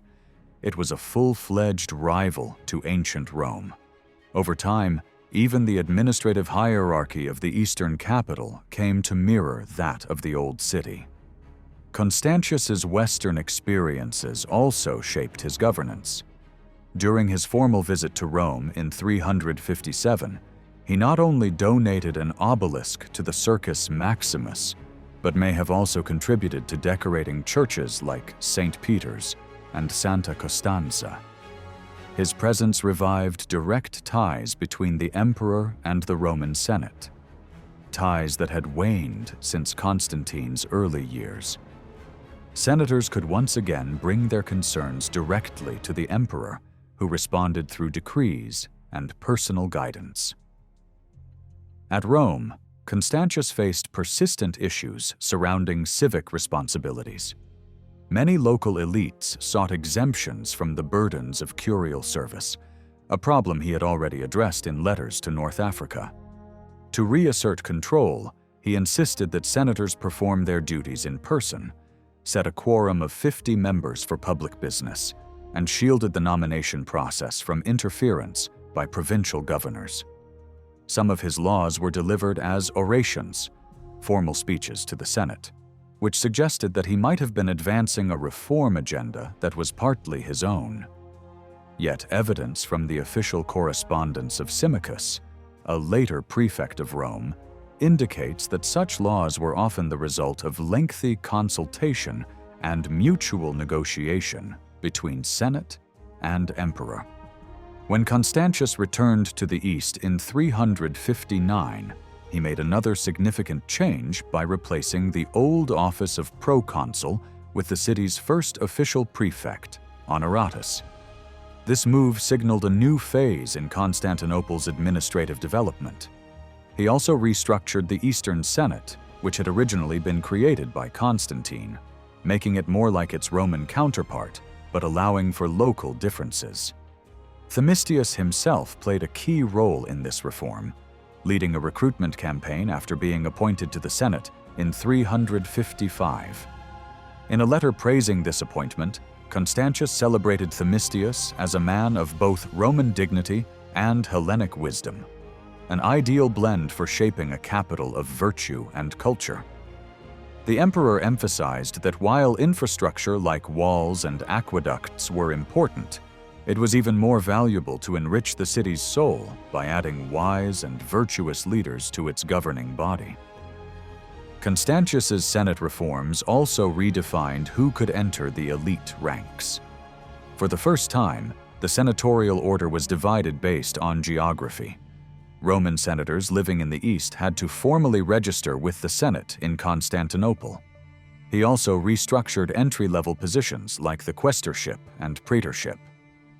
Although these roles had once been central to political careers in the Republic, by late antiquity, they had become ceremonial posts for young aristocrats, often funded by their wealthy fathers. As early as the 330s, Constantius had sought to reform the selection process for the 5 praetors of Constantinople. These officials held prestigious titles and ranks, but now 2 of them were ordered to stop sponsoring public games and instead fund public construction projects. To echo the old Roman tradition, Constantius also tried to restore some of the judicial duties historically held by praetors, assigning them responsibilities such as overseeing legal freedoms, appointing guardians, managing the manumission of slaves, and handling the emancipation of sons from their father's authority. In all these ways, Constantius II did far more than maintain what his father had built. Through thoughtful reforms and civic investment, he helped turn Constantinople into a true imperial capital and reshaped its institutions to reflect both Roman tradition and the needs of a new era. His legacy lies in the steady, deliberate evolution of Roman governance, from a city on the Tiber to a rising power on the Bosporus. In May 361, Constantius II delivered a major address to the Senate of Constantinople. Much like the formal speeches given to the Roman Senate, this oratio laid out his vision for refining the structure and responsibilities of the Eastern Senate. Preserved in sections within the Theodosian Code, the speech covered a wide range of topics, highlighting both the privileges and obligations of senators. While most of these rules merely reiterated existing customs, their public collection and confirmation acted as a kind of codification, clarifying laws around legal status, taxes, and exemptions. For example, senators weren't liable for taxes related to runaway tenant farmers unless they owned the land they fled from. These tenant farmers, or colony, were also exempt from certain trade taxes when selling extra produce. Additionally, local city council members, decurions, were generally barred from joining the Senate unless they had reached and fulfilled the praetorship, in which case they could remain, but only if they reimbursed their home cities for any public expenses lost. Governors, too, were no longer allowed to pressure senators into paying for public construction projects. However, one of the more debated reforms was a new rule requiring senators to contribute recruits for the army based on their tax status, a policy later reversed by Julian, who believed such duties were better suited to city council members, not senators. Around this time, it's likely that senators of Constantinople were formally granted the title clarissimi, placing them on equal footing with their Roman peers. As the empire's bureaucracy continued to grow, it also became increasingly self-sustaining and, at times, uncontrollable. One of the most powerful offices, created earlier by Constantine, was that of the Magister Officiorum, the master of the offices, who oversaw the entire imperial administration. Under his authority operated the infamous agentes in rebus, imperial couriers and spies. While their official task was to verify travel documents and manage the state's postal system, they were often involved in secret investigations and unofficial surveillance. Suspicions around their honesty were common, and some even extorted citizens without reporting it to their superiors. Because these agents had begun to impose unauthorized charges on state transport, Constantius tried to regulate the system by setting a formal limit of 1 solidus per 4-wheeled cart. This small detail reflects a broader pattern in late antiquity, where informal practices were often only regulated once they became widespread. Dissatisfied with the quality of the agent's work, Constantius ordered a reform of the service. He demanded that future lower-ranking recruits be chosen based on merit, while top roles would still go to those with seniority and proven loyalty. Despite these efforts, the agents were widely feared as ruthless informers. Historian Ammianus Marcellinus tells chilling stories. At a banquet in Pannonia Secunda, guests were arrested and tortured because an agent reported their casual conversation. In Aquitaine, a host was ruined simply because his decorative tablecloths could have been turned into imperial robes. And in Spain, a noble family was destroyed because servants were overheard saying, "We'll win," while putting out the lights, an innocent phrase interpreted as treason. In response to this atmosphere of fear, Constantius tried to shield other high-ranking officials from harassment. For instance, he ruled that only the emperor or the master of the offices could authorize free use of the state postal system, protecting praetorian prefects from unauthorized demands. Rather than inventing entirely new roles, Constantius generally preferred refining the responsibilities of existing officials. One potential exception was the emergence of the imperial quaestor, a position that would eventually become central to the drafting of laws. The first known holder of this office, Flavius Taurus, is noted by Ammianus not as a legal expert, but as a spokesperson, following traditional customs. However, evidence suggests Taurus was also involved in legal reforms, aligning with Constantius's broader goals. Constantius consistently sought to reduce the abuse of legal privilege. To make the judicial system more efficient, he ordered that all individuals, regardless of their rank, be subject to trial by provincial governors. This included imperial estate officials and soldiers, both groups that had often avoided standard legal processes. Furthermore, soldiers were no longer allowed to bring criminal cases directly to military tribunals, limiting their ability to intimidate civilian defendants. By putting even favored groups under local judicial control, Constantius aimed to reduce corruption within the system. Governors themselves were not spared from reform. They were stripped of their traditional rights to promote or select staff. Instead, appointments were to be managed centrally by the imperial administration. In all of this, Constantius showed a clear strategy: strengthening control over the empire's vast bureaucracy by limiting abuses, standardizing procedures, and curbing the excesses of a system that, left unchecked, could undermine imperial authority. While not an innovator in grand vision, Constantius was a meticulous guardian of imperial order, one whose administrative legacy would shape the late Roman Empire for decades to come. Despite all efforts to maintain strict order, much of Constantius II's administration functioned under an illusion of control. In reality, confusion, whether accidental or deliberately engineered, remained deeply embedded in the imperial system. A revealing case is that of Abenaeus, an Egyptian soldier whose long career highlights the bureaucratic chaos that could surround even basic appointments. After 33 years of military service, Abenaeus was selected around 338 by a senior commander, the Comes Senecio, to escort an embassy of the Blemmies, a local tribal group, to the imperial court in Constantinople. There, he was honored with the rare opportunity to bow before the emperor and was granted the civil rank of Ducanarius, a mid-level official status.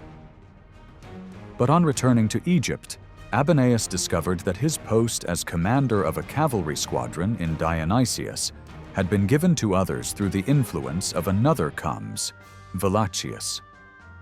Velachius claimed other men had produced similar letters of appointment. In response, Abenaeus sent a formal petition to both Constantius and his brother Constance in 341, emphasizing his loyal service and appealing to the emperor's well-known clemency and religious piety. His appeal worked, and he was reinstated. However, in 344, Velachius once again tried to displace him, this time citing imperial orders and arguing that Abenaeus had already served his term. Despite stepping down briefly, Abenaeus fought back, reclaimed his post, and continued in office until early 351. His repeated efforts show just how messy and politicized even routine military roles had become, and how imperial authority wasn't always enough to ensure stability. This piecemeal and cautious approach wasn't limited to administration. It extended to Constantius's religious policies as well. Around the mid-300s, he took a firm stance against pagan practices by issuing laws that ordered the closure of temples across the empire. Access to temples was forbidden, sacrifices were outlawed, and anyone caught breaking the law could be executed and have their property confiscated.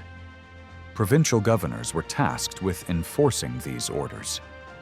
The decree aimed to suppress all temple-based rituals, whether or not they involved blood sacrifice, recognizing the central role that temples played in traditional religion. In contrast, Christianity did not rely on specific buildings for worship, allowing more flexibility.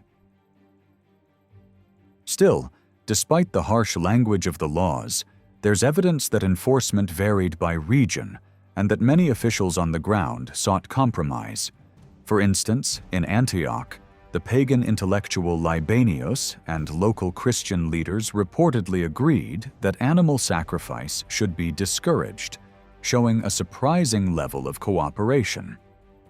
Moreover, not all traditional religious customs were banned. The use of incense and candles, for example, was allowed to continue, practices that would later be incorporated into Christian liturgy. In fact, tolerance often prevailed over confrontation. When the future Emperor Julian traveled west in 354 to take up his position as Caesar in Gaul, he stopped at Ilium, the legendary site of Troy. There, he was delighted to find that the cult statues of Hector and Achilles were still carefully polished and maintained. Even more surprisingly, the local Christian bishop was tending these pagan shrines himself, without protest from either side. This moment speaks volumes about how imperial decrees were often filtered through local customs and pragmatism. Constantius, like many emperors before him, likely understood that the success of his policies depended not on rigid enforcement from the capital, but on the realities and compromises of local communities. In short, while the emperor issued laws that projected strength and moral clarity, actual governance remained a tangled web of negotiation, resistance, and adaptation. Warfare defined the fate of Roman emperors. Between the years 340 and 350, while Emperor Constance was fighting campaigns in Gaul and along the Danube, his brother Constantius was locked in constant battle with a resurgent Persian Empire.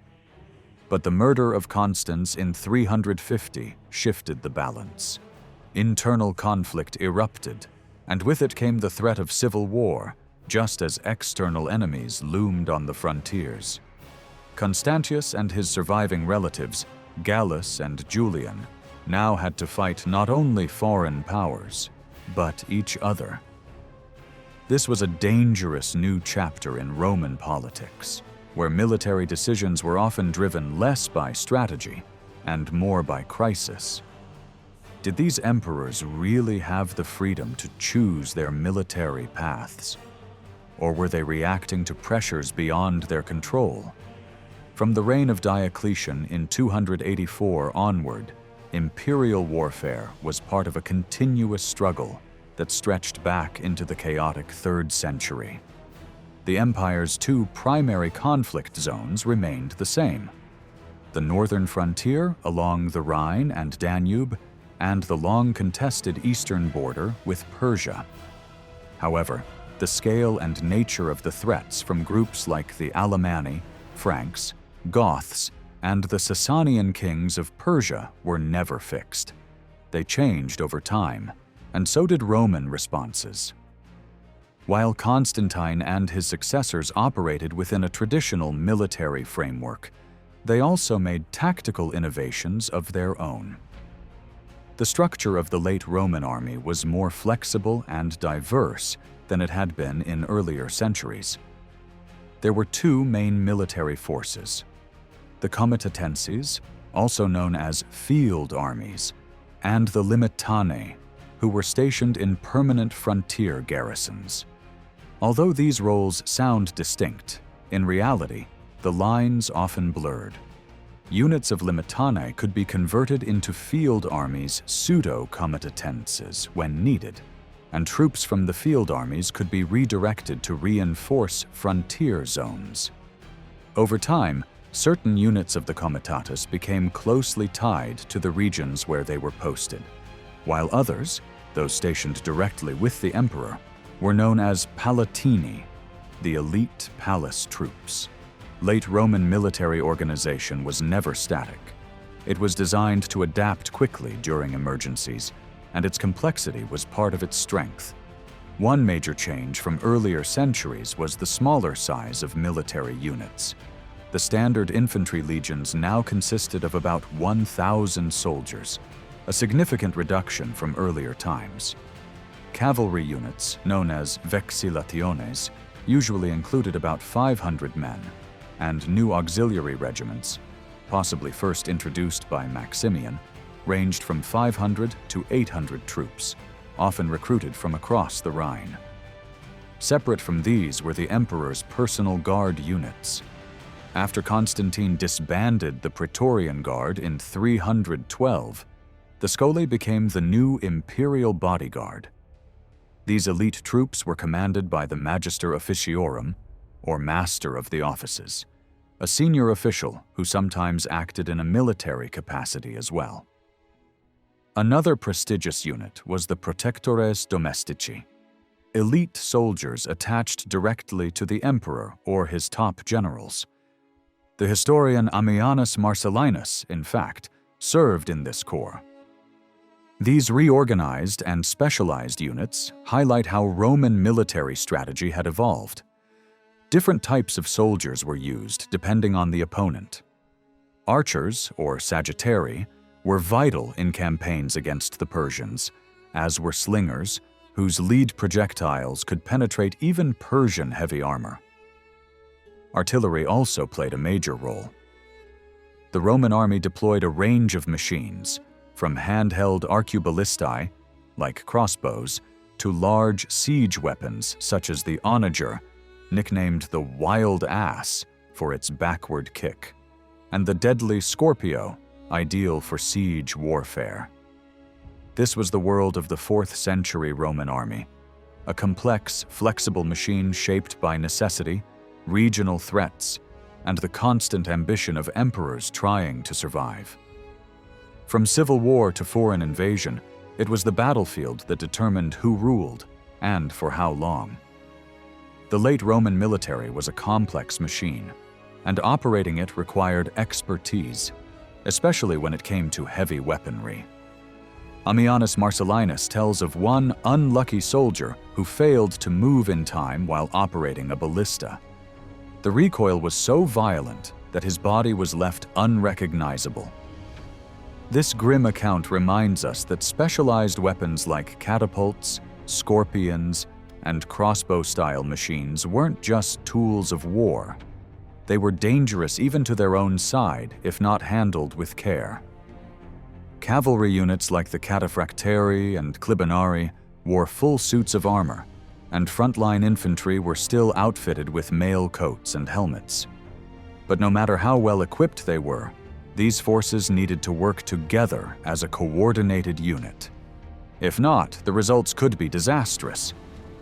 Early in his career, the future Emperor Julian learned this the hard way, dragging heavy cataphracts and siege engines through dense forests, only to find they were almost useless in defending him. We don't have precise numbers for how many soldiers served the Roman Empire in the 4th century. Ancient sources give large estimates, often exaggerated for drama.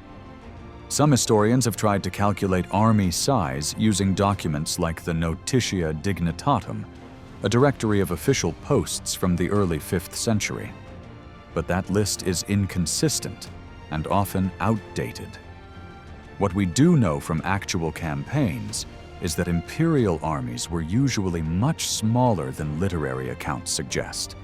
For example, Julian's army for the Persian campaign in 363 numbered about 65,000, but he had previously won the Battle of Strasbourg with just 13,000 men, after another 25,000 had already been scattered by the Alemanni. Civil wars took a massive toll. After Constantius II defeated Magnentius at Mursa in 351, the damage to the Roman military was so severe that observers claimed those same troops could have secured many victories abroad. To maintain its army, Rome relied heavily on conscription. In fact, supplying new soldiers was essentially treated as a tax, tied to land ownership. In some cases, communities could pay a cash equivalent known as aurum tirocinium instead. Recruits underwent brief examinations, including height checks. The minimum was around 5 feet 7 inches, and were then branded as part of their enlistment. Military life was not luxurious, but it wasn't miserable either. Regular pay suffered from inflation, but soldiers received frequent bonuses when a new emperor took power and every 5 years after that. More significantly, they were often provided with food, supplies, and, unofficially, what they could extort from civilians.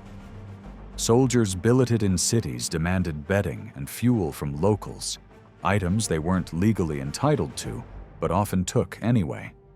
Interestingly, many non-Romans volunteered for service. Germanic tribes, among others, contributed significantly to the army, and units with barbarian names in official records reflect that reality. These units weren't made up solely of foreigners, but their titles honored their origins and loyalty. Rome rewarded loyal service. A long series of imperial decrees confirmed the legal and financial privileges of veterans. One unique law even depicts Emperor Constantine speaking directly with a group of his former soldiers. When they asked about their benefits, he responded with a full list: exemptions from taxes, civic duties, and marketplace tolls. Veterans were also given farmland or startup money to begin a new life as farmers or merchants. These measures weren't just generous, they were strategic. Soldiers without livelihoods often turned to crime. Providing them with jobs was a way to ensure peace after war. Still, not everyone wanted to serve. Sons of soldiers sometimes tried to escape their inherited obligation by injuring themselves, cutting off fingers, for instance. In response, Constantine's laws forced these men to serve in local councils instead. One telling example of recruitment difficulties comes from the Egyptian Fayum during the reign of Constantius II. An officer named Abeneus received a report from his subordinates. They had spent 3 days in a village trying to conscript recruits, but not one man could be forced to leave. Even the local police chief had to be detained. The villagers eventually offered bribes, 2 gold coins and 50 talents of silver, in hopes of being left alone. In short, maintaining Rome's military might was a constant struggle. It demanded taxes, manpower, and ever more creative incentives. But as the empire aged and its enemies grew stronger, even the best-equipped armies couldn't guarantee victory. In the end, the cost of keeping soldiers loyal may have been more than just gold. It may have been Rome's long-term stability itself. By the mid-4th century, the Roman army had become increasingly reliant on foreign recruits. But this came with risks. The historian Ammianus Marcellinus recounts how in 359, Emperor Constantius II, desperate to reinforce his ranks, tried to enlist a group of Sarmatians known as the Limigantes. These men were seen as a solution to a growing problem. Roman citizens were far more willing to pay gold than risk their lives in military service. Constantius believed that with enough foreign recruits, the empire would grow stronger and richer. But that trust backfired dramatically. During a public meeting, the Limigantes turned violent, stole the emperor's golden throne cushion, and forced him to flee for his life. Though the Roman army struck back and inflicted heavy losses, the episode exposed a serious flaw in relying too heavily on outsiders, especially those whose loyalties were uncertain. At the heart of this problem was the evolving relationship between emperors and their soldiers. The emperor controlled army pay and privileges, making the army his personal network of clients. But this bond went both ways. Soldiers expected emperors to be with them in battle, to deliver victories, and to listen to their demands. Their loyalty was often more to their generals than to the state. And not every general was an emperor. These divided loyalties meant that civil war was never far off, and even successful campaigns could weaken imperial control. In the east, Emperor Galerius had secured peace with Persia in 298. but from 324 onward, tensions began to rise again. Constantine, writing to the young Persian king Shapur II, called himself God's chosen ruler of the world and accused the former Roman Emperor Valerian of suffering divine punishment at Persian hands. He also implied that he was the protector of Christians inside Persia, a move likely seen by the Persians as both insulting and threatening. When Armenia, a strategic buffer zone between the two empires, fell into crisis in 330 after the death of its pro-Roman king Tiridates III, Constantine escalated the situation by naming his relative Hannibalianus King of Kings and giving him nominal control over Armenia and Pontus. This was a clear challenge to Persian authority. In response, Shapur invaded Armenia in 336 and removed the pro-Roman king. Although Persia sent a peace envoy that winter, by spring 337, both sides were once again preparing for war. Constantius II inherited this mess. His approach to foreign policy was cautious. He preferred to preserve manpower and avoided open battles unless absolutely necessary. Still, he wasn't above claiming victory titles, such as Adiabenicus, conqueror of Adiabene, to bolster his image. In Armenia, he encouraged the newly installed king Arsaces, who had Persian backing, to switch sides and support Rome, even if it meant abandoning the old pro-Roman elite. Meanwhile, in Mesopotamia, Constantius placed his trust in fortified Roman cities to withstand Persian sieges rather than relying on risky open-field combat. Nisibis, a key Roman stronghold near the Persian frontier, was attacked multiple times by Shapur II. The city held firm through 3 sieges, in 338, 346, and a 100-day assault in 350. Christian writers later credited these victories to divine help, claiming that during the final siege, Shapur's forces were thwarted first by a failed attempt to divert a river, which drowned many Persians, and then by visions of Constantius and a heavenly angel, scaring the attackers into retreat.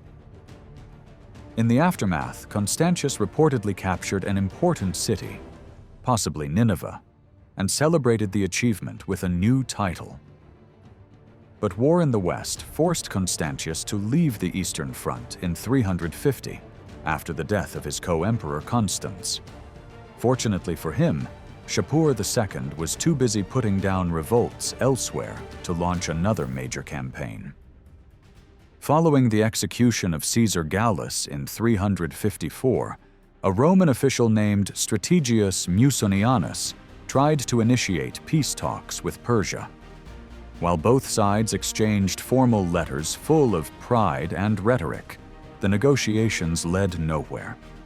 The uneasy peace continued, shaped by strategic hesitations, imperial pride, and the ever-present threat of renewed conflict. In this part of the empire's story, we see how military dependence on foreign recruits, tensions with powerful neighbors, and the fragile loyalty of soldiers shaped imperial decisions. Constantius' cautious diplomacy and Constantine's bold ambition left a volatile legacy, one that teetered between victory and disaster, and between Roman control and internal collapse. Constantius II's cautious strategy on the eastern frontier was not without its risks. His failure to secure any decisive or dramatic victories left him vulnerable to rivals with more military charisma. Figures like Ursicinus, the master of the cavalry, who was admired by the eastern cities and hailed as their defender. Ursicinus, supported by the loyal soldier and future historian Ammianus Marcellinus, favored direct confrontation. In 358, Constantius reluctantly sent him east to work alongside Sabinianus, a general known for his defensive tactics. But this partnership was doomed to fail. The following year, the Persian king Shapur II laid siege to the Roman city of Amida. After 73 brutal days, the city fell, an event vividly described by Ammianus, who barely escaped with his life. Both generals blamed each other, and Ursicinus, critical of the emperor's advisors, was dismissed from his post. Not long after, the frontier cities of Singara and Bazabde were also lost to Persia, despite Constantius' personal efforts. Supporters of Julian, Constantius's rival, later accused the emperor of enabling Rome's enemies, though in truth he had succeeded in preserving the defensive borders established decades earlier by Galerius. Siege warfare became a defining feature of late Roman conflicts, especially as Persia and other northern enemies grew more capable of capturing fortified cities. These sieges made for dramatic, localized events, perfect material for historians. Ammianus's account of the siege of Amida reads like a tragic epic. He compares the battlefield to Troy, referencing the death of Patroclus and the arrival of ghostly figures. Like the historian Thucydides, Ammianus even includes a vivid account of a plague that struck the city, only to end with a miraculous rain. But unlike his literary predecessors, Ammianus had been there himself. His eyewitness account offers valuable insights into siege weapons, battlefield emotions, and the political tensions surrounding the war. The siege of Amida, a city fortified by Constantius when he was Caesar, lasted 73 days. Ammianus focuses on key events while also capturing the slower moments, times of fear, regrouping, and grim endurance. At the siege's start, he describes the chaos as thousands of rural refugees crowded the city. Corpses struck by enemy arrows stood upright, packed so tightly together that there was no space to fall. Sneaking in through a back gate, Ammianus took up a position on the wall and saw the massive Persian force stretching to the horizon. The sight of war elephants terrified him, though they ultimately proved ineffective. At first, Shapur II wasn't intent on capturing Amida. His hopes for a diplomatic surrender collapsed when the defenders hurled missiles at Persian negotiators. Then tragedy struck. A Roman arrow killed the young son of Shapur's ally, Grumbates of the Chionite. This personal loss changed everything. A temporary truce allowed for an elaborate funeral. 10 warrior effigies were laid beside the prince, destined to follow him into the afterlife. Grumbates refused to leave until Amida was destroyed in vengeance. From that point, the Persian army became even more determined. Both sides escalated the siege with new military inventions. The Persians built a towering structure to fire down on the walls, but the Romans countered with a siege engine powerful enough to shatter its armor. Near the end, the Persians built an enormous mound to breach the walls. The Romans responded by reinforcing the inside, until the Roman rampart collapsed and accidentally created a bridge to the Persian mound, giving the enemy direct access. Throughout the siege, Ammianus never falls into despair. The defenders, though terrified, remained courageous. Still, the psychological pressure was intense. From the walls, they could see long columns of Roman prisoners being led into Persian captivity. Inside the city, tensions grew. Among the garrison were 2 Gallic legions, veterans of the civil war against Constantius. Bored and restless, they begged for permission to launch a surprise night raid. When finally allowed, they caught the Persians off guard, killing many as they slept, and almost reaching the royal tent of Shapur himself. Though the raid didn't change the strategic situation, it provided a much-needed boost to Roman morale. The fall of Amida was a devastating blow, both symbolically and strategically. It exposed the limits of Constantius's defensive approach and revealed the increasing strength of Rome's enemies. But through Ammianus's eyes, we also glimpse the courage, resilience, and ingenuity of a desperate city under siege, one that, even in defeat, became part of the epic memory of Rome's late empire. Looking back, Ammianus Marcellinus reflected not just on the fall of Amida, but also on the power struggle between two Roman generals, Ursicinus, who wanted to strike back at the Persians with a daring raid, and Sabinianus, a cautious commander who, backed by written orders from Constantius II, insisted on doing nothing. Ammianus clearly sided with Ursicinus, and his anger at the cold, detached strategy of Sabinianus and the emperor runs through his vivid narrative. While many defenders of Amida were either crucified or taken as prisoners, Ammianus managed to escape unnoticed. But his troubles were far from over. Exhausted from walking, something, as he says, that a man of his rank wasn't used to, he stumbled upon a stray horse still tethered to its dead rider.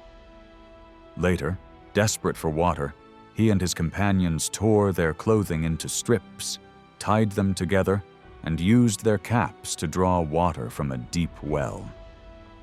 Evading Persian patrols, Ammianus eventually limped his way back to Antioch, his home city, which he never expected to see again. Ammianus was not a neutral observer. He admired Ursicinus and the Emperor Julian, and his writings reflect strong opinions.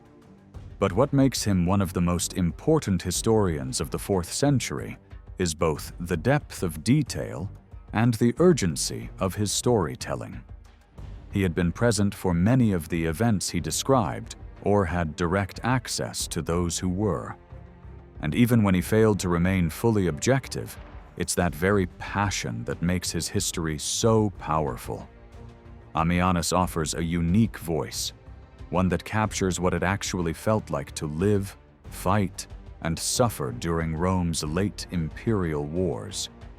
Although we don't have Ammianus's account of Constantine's youngest son, Constance, he did gather information from people who had worked closely with him, like Eusebius, a former minister to Constance and later chamberlain to Constantius II. Even critics, such as Aurelius Victor, admitted that Constance was a capable military leader. He defeated the Franks in 341 and 342, and the Sarmatians during the winter of 342 to 343.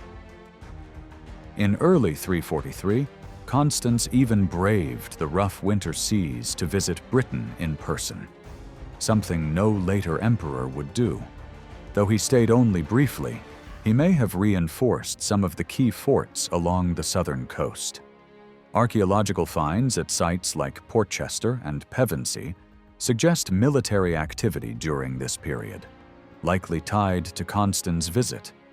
From far-off Antioch, the rhetorician Libanius may have exaggerated the significance of this trip in his praise. But Ammianus, had his work survived, would likely have used it as a way to highlight Britain's strategic value. In the years leading up to 350, Constance focused heavily on the Danube frontier, possibly weakening his relationships with the military in Gaul. His father Constantine had prioritized this region earlier, even building a bridge across the Danube in 328. By the early 330, the Romans had allied with the Sarmatians to counter Gothic tribes, specifically the Tervingi, who were moving west. A treaty was signed in 332, and although its exact details remain unclear, it led to an increase in Gothic soldiers within the Roman army.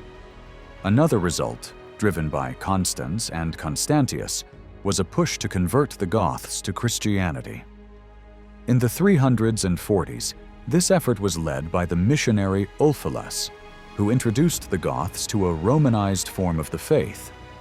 However, because it was aligned with the Arian or Eusebian interpretation of Christianity, it would later be used against the Goths by Orthodox Roman Christians in the 4th and 5th centuries. Constance's need to be present on both the Danube and British frontiers may have weakened his connection to the Gallic army. although his death in 350 didn't come from a widespread military revolt. The Gallic troops accepted his assassin and successor, Magnentius, without much resistance. This triggered a wave of political and military chaos that external enemies were quick to exploit. In the West, rival claimants appeared. Vetranio was declared emperor, while in Rome, Constantine's nephew Nepotianus briefly seized control, killing Magnentius's Praetorian prefect. For nearly a month, civil war raged in the streets of Rome. Nepotianus was eventually killed, but not before the city was soaked in blood. The violence was a brutal reminder of the internal chaos that had plagued Rome during the 3rd century crisis. In the East, Constantius II declared himself the avenger of his brother Constans. Needing to secure the Persian frontier before turning west, he appointed his cousin Gallus as Caesar in the East. This allowed Constantius to march against Magnentius without abandoning the eastern border. But make no mistake, this wasn't a move of choice. It was a decision forced by dire necessity, revealing just how fragile the empire had become during these turbulent years. Constantius II gained an unfortunate reputation, not for defeating Rome's enemies, but for winning civil wars. His major victory came in 351 at the Battle of Mursa, where he crushed the usurper Magnentius. But the cost was devastating. Thousands of Roman soldiers died fighting each other, weakening the empire from within. Still, Constantius had initially hoped to avoid such bloodshed. Before the clash, he had used diplomacy to neutralize another rival, Vetranio. Invited to speak to the troops, Constantius reminded them of their past loyalty to Constantine and the promises made to his sons. With the crowd already won over, thanks to prior bribes, they turned on Vetranio, deposed him, and allowed him to retire safely with a pension in Bithynia. Constantius then focused on undermining Magnentius by sending envoys like Philippus to sway the Gallic army. The pitch was clever. They weren't asked to honor Constance, whom many disliked, but instead to remember Constantine. Magnentius countered by attacking the memory of Constance and claiming that he had never wanted to become emperor in the first place. It became clear that soldiers' loyalty was influenced by more than money. The personal connection between emperor and army still mattered, especially for those who remembered Constantine's leadership. After Magnentius was finally defeated and died in 353, his widow Justina married a rising officer named Valentinian, who would later become emperor in the West. Even after these victories, the empire remained unstable. In 354, Constantius fought the Alemanni with some success, but the East was falling into disorder. His cousin Gallus, appointed as Caesar, was accused of disobedience and executed. Then, in 355, Constantius faced another short-lived rebellion, this time from Silvanus, a Frankish officer who had once served Magnentius. Likely pushed to revolt by conspiracies at court, Silvanus seized power but was quickly outmaneuvered. Constantius preferred subtlety over open warfare, and once again used deception. His general Ursicinus, along with the historian Ammianus Marcellinus, traveled to Gaul. Silvanus was dragged from a church and killed. But Constantius couldn't be everywhere at once. With new invasions in Gaul, he had no choice but to appoint another Caesar to govern the West. His choice was surprising. Flavius Claudius Julianus, the younger half-brother of the executed Gallus. Julian had no military background. He had lived in scholarly isolation, studying Greek philosophy and literature. But in 355, dressed in imperial purple, he was presented to the army. Constantius's speech was cautious, but the soldiers cheered enthusiastically. Julian's own reaction, whispered in Greek, was grim. "Purple death has taken me and all-conquering fate." Despite the ceremony, Constantius didn't trust Julian fully. He surrounded the new Caesar with loyal generals like Ursicinus, the cavalry commander Marcellus, and the infantry commander Barbatio. Their job was to assist Julian and keep him in check. But with such divided leadership and long frontiers, coordination was difficult. In 356, Julian won some key victories, recapturing cities like Cologne from the Franks. But when winter came, he made the mistake of dispersing his forces. Soon after, he found himself trapped with only a small force at the city of Sens. Marcellus, ordered to help, failed to show up.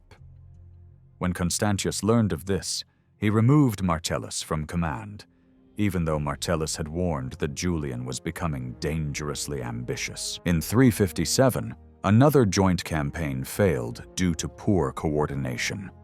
Julian and Barbatio planned to strike the Alemanni from two sides, but Barbatio's 25,000 men were ambushed before they could meet up. Left with only 13,000 troops, Julian faced a force of 35,000 Alemanni near Strasbourg. His advisors pushed him to fight, and against the odds, Julian achieved a stunning victory. One of the enemy kings, Chonodemarius, was captured after falling from his horse into a swamp. This victory changed everything. Julian was no longer just a scholar in armor. He had proven himself a real commander. The soldiers' respect for him soared. Barbatio, by contrast, fled in disgrace to Constantius. Ammianus, who disliked Barbatio intensely, accused him of deliberate failure, slandering Julian, letting raiders escape, even burning Roman ships so he wouldn't have to help. In Ammianus's eyes, Barbatio, not Julian, was to blame for the earlier military failures. The biggest consequence of Strasbourg came after the battle. Julian's troops hailed him as Emperor, Augustus. He stopped the acclamation, but news surely reached Constantius. Ironically, Constantius had supported Julian against the other generals. But now, history was repeating itself. A weary emperor watching a rising star gain too much glory on the battlefield. Another conflict was beginning to brew. From its very beginning, the Roman Republic was built for war, and by the 4th century, war still shaped nearly every part of the empire's identity. While the imperial court of late antiquity might appear distant from the harsh realities of battle, with its elaborate ceremonies, golden robes, and strict hierarchies, this image is misleading. To people living in the 4th century, there was no disconnect between the palace and the battlefield. Both demanded discipline, absolute loyalty, and obedience to rank. The grandeur of imperial dress and purple dye may have dazzled the public, but it was the presence of armed soldiers surrounding the emperor during official ceremonies that truly reinforced his power. Even emperors far from the front lines, based in regional capitals, remained military leaders at heart, constantly on the move, enduring the discomforts of travel, and never far from the logistics of war. Despite some emperors, like Constantine, Constantius II, Constance, and Julian, taking an interest in philosophy and religion, no one seriously expected them to be philosopher kings. Julian's admiration for Marcus Aurelius was more about his personal ideals than a reflection of what the 4th century public demanded from their rulers. The language of the Roman bureaucracy also revealed its military mindset. The Latin word militia, meaning service, applied not only to soldiers, but also to court officials and administrators. These bureaucrats received food rations, a nona, just like soldiers. They even dressed the part. Boots, belts, and military-style cloaks were standard. One of the most powerful symbols of office was the military belt, or cingulum. When Julian dismissed an official, the man boldly wore his belt in the emperor's presence to challenge his authority. Later, Emperor Valentinian I had to restore these belts to imperial accountants after Julian had stripped them away, an act that confirmed their status as part of Rome's military structure. At court, soldiers and civilians often worked side by side, though not always harmoniously. Civil officials envied the rights and prestige of their military peers.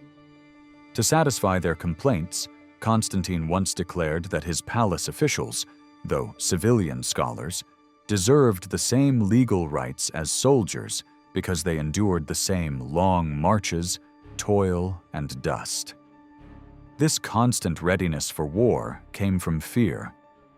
The Roman frontiers faced ongoing pressure from Germanic tribes along the Rhine and Danube, and from the Sasanian Persians beyond the Tigris and Euphrates.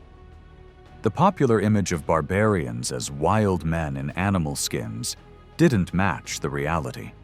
Many Franks and Goths were already integrated into the Roman military, but military success remained the best way for emperors to gain loyalty and discourage challengers. Even Constantine's sons, though born into a powerful dynasty, had to prove themselves in battle. Soldiers followed winners, not bloodlines. Yet victories came at a cost. Campaigns drained manpower. Constantius II, for example, made a deliberate choice to conserve his armies rather than seek glory through endless war. It wasn't glamorous, but it was practical. Even so, this cautious strategy had its risks. More daring or popular generals like Ursicinus and Julian, one loyal, the other not, could still threaten the emperor's position. Constantius distrusted them, and for good reason. Power in Rome was always fragile. For a time, it seemed like the empire had stabilized. The military victories of Diocletian, Galerius, Constantius III, and Constantine gave the impression that the chaos of the 3rd century was over. But the deeper problems never went away. Tribal migrations in Central Europe, aggressive Persian ambitions, and regions like Gaul and Britain preferring their own local rulers. These were still very real pressures. Worse, Roman emperors themselves had developed a dangerous habit, seeking costly victories to prove their strength and secure their rule. This obsession with battlefield success would eventually backfire. In 378, Emperor Valens suffered a catastrophic defeat against the Goths at Hadrianople. That loss marked more than a military setback. It signaled the irreversible political fragmentation of the Western Roman Empire. The costs of endless war had finally come due. From the year 312 onward, Christian bishops found themselves with something they had never known before: an emperor who supported their cause. Constantine's rise marked a major turning point, and church leaders made the most of this opportunity. His financial donations to Christian communities gave a powerful boost to the wealth and influence of key bishoprics, especially those in Rome and Jerusalem. New laws, drafted in consultation with Christian advisors, protected church rights and elevated the status of bishops. In legal and religious disputes, whether between Christians and pagans or among Christian factions, many were eager to have the emperor take their side. Even when Constantine's interventions didn't always resolve tensions, such as in the case of the Donatists, the involvement of imperial authority alone shifted the dynamics of Christian power. His public statements also gave Christians the confidence to assert themselves more openly, which gradually chipped away at traditional support for public pagan rituals. But with imperial favor came challenges. A church that had once prided itself on being separate from imperial structures now had to navigate the consequences of growing state involvement. Government officials began to take active roles in church affairs. They supervised councils, enforced doctrinal decisions, and in some cases, like Philagrius of Cappadocia, They acted as imperial enforcers, targeting bishops such as Athanasius and helping shape the outcomes of controversial councils. Church leaders increasingly found themselves treated as clients of the emperor, expected to show gratitude for imperial support, even when it came at the cost of their independence. Councils like Nicaea in 325 and Sardica in 343 are clear examples of this growing entanglement between church and state. These gatherings were often led or overseen by government officials, and even the emperors themselves got involved. They demanded doctrinal unity and enforced church discipline, raising the question, was the church becoming an arm of the Roman state? Not everyone was comfortable with this. The rise of monasticism in the Egyptian countryside, along with a growing trend of Christian self-denial in urban centers, may have been reactions to what some saw as the increasing worldliness of the institutional church. But despite appearances, the church didn't fully surrender its autonomy. The roots of Christian self-governance stretched back long before Constantine, especially in the eastern Greek-speaking provinces where Christianity had developed within the civic structure of the ancient city-state. Bishops, clergy, and congregations were linked to cities, and while they shared doctrine through letters and synods, they operated largely without centralized control. Prominent Christian writers, like Irenaeus of Lyon in the 2nd century, helped define orthodoxy across regions. And by the 3rd century, bishops began to gather regularly to address shared concerns. Councils such as those held at Elvira, Ancyra, and Arles in the early 4th century showed that the Church had long established practices of local and provincial self-regulation. While Christian organization often mirrored Roman provincial structures for convenience, this wasn't set in stone. In fact, at the Council of Sardica, Western bishops questioned whether tiny towns or villages should even be allowed their own bishops, arguing that a Christian community needed to be large enough to justify one, whether in a city or not. This view reflected the slower spread of Christianity in areas like Gaul, where conversion came later and remained limited in some northern regions even into the 6th century.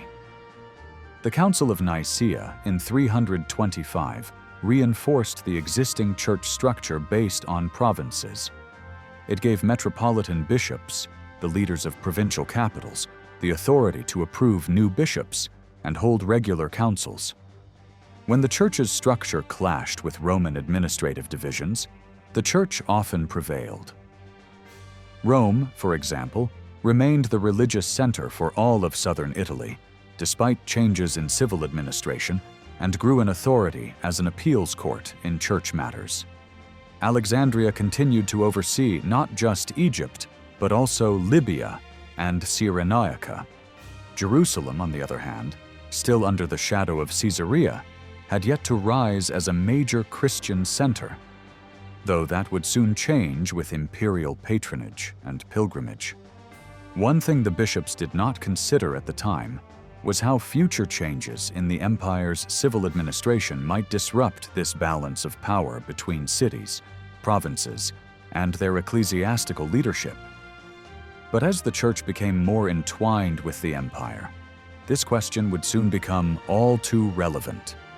In the early 4th century, local church councils played a major role in shaping Christian life.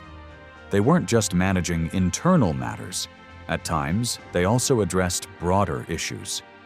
Take the Council of Arles, for example. It publicly supported the appointment of Bishop Caecilian and dismissed the arguments of the Donatist movement. Still, most provincial councils focused on local concerns, especially regulating the behavior of both clergy and regular church members.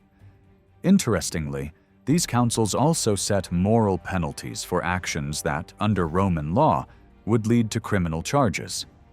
But the way they judged and punished such acts reflected a distinctly Christian perspective. A good example comes from the Council of Elvira in southern Spain. Led by Josias of Córdoba, Constantine's trusted advisor, the bishops condemned anyone guilty of murder through magic to permanent exclusion from the Christian community. In Roman law, any murder, magical or not, meant execution. But to the bishops, using magic made it worse, since it involved idolatry. In another case, the bishops' views on marriage were both strict and revealing.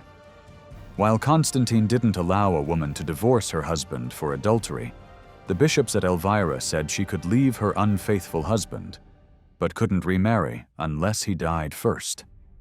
Other councils made similar rulings. At Ancyra, during the co-rule of Constantine and Licinius, bishops outlawed the use of fortune-tellers and divination. Their punishment was 5 years of excommunication, whereas the emperor's response was far harsher: execution. These examples show how both the bishops and Roman lawmakers were asking the same kinds of questions, but answering them in very different ways.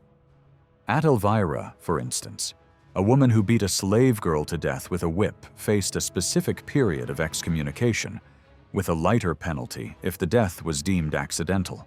Constantine had a similar law.